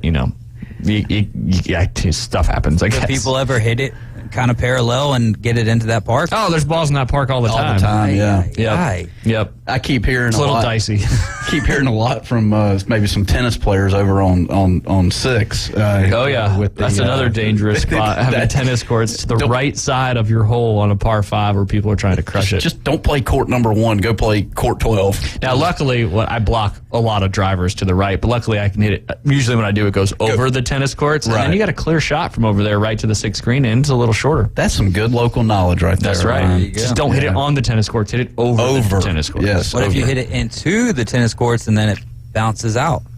It could. They're clay tennis courts. I don't know how bouncy a golf ball is. I'm sure probably pretty bouncy. The tennis balls bounce, right? Yeah. Oh, yeah. Liam found a tennis ball yesterday outside those tennis courts. Nice. I signed him up for his first Emerald Coast Junior Tour event earlier today. Did you really? Yeah, I'm Good excited. For you, Ryan. We were talking a lot about it yesterday, and I called Dennis Attaway, the guy that runs the Emerald Coast Junior Tour this morning, and I was asking him some questions. The rules are a little different for the 8 and 9-year-olds. So if you hit it in a bunker, you get one chance to hit it out. If you get it out, you play it. If not, you drop it, taking a stroke outside of the bunker.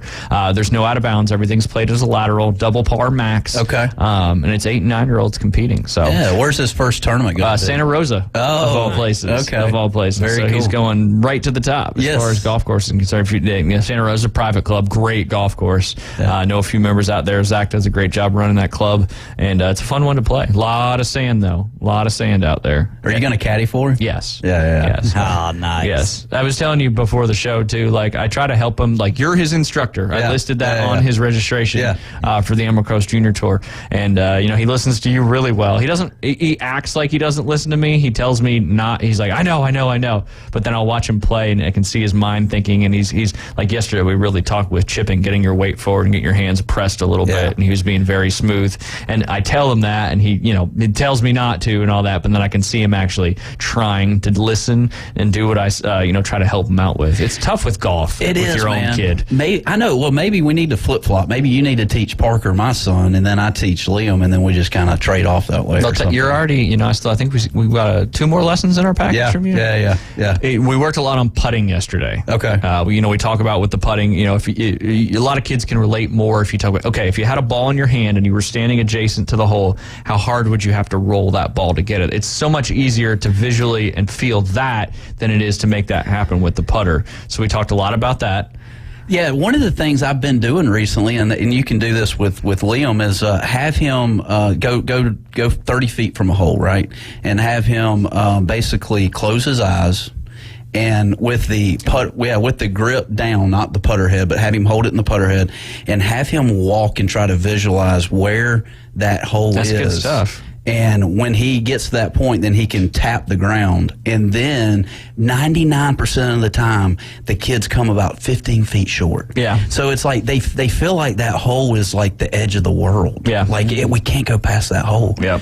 Dude, that's the promised land. That's right. I mean, the hole is certainly the promised land to get that golf ball in. When you ask for the tip of the week, I'm holding out. You got to come see me on the lesson team. That's for this right. kind You of can't stuff. get all the information over the radio.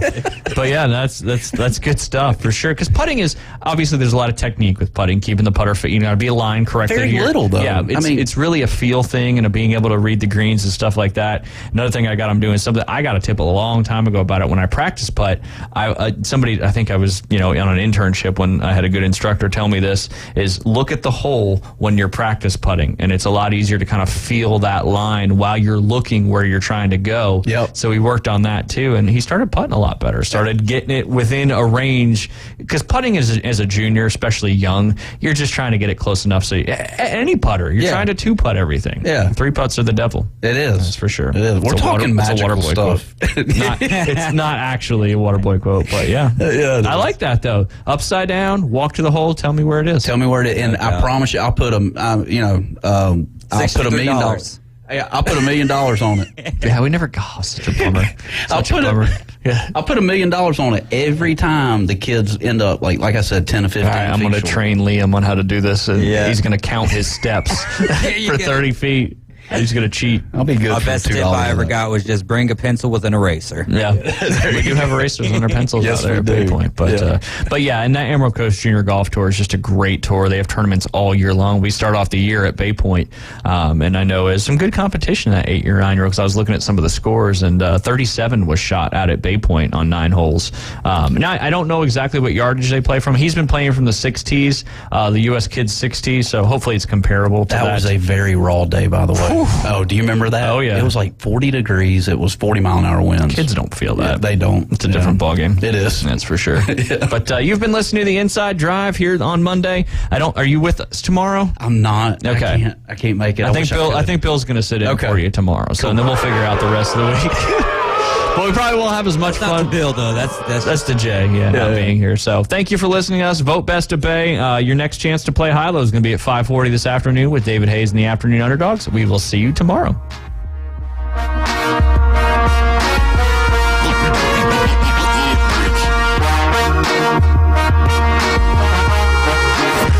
ESPN Northwest Florida. We're taking the inside drive. We're going to talk Ellie Dela Cruz. Yeah, did you hear what happened yesterday? I want to know.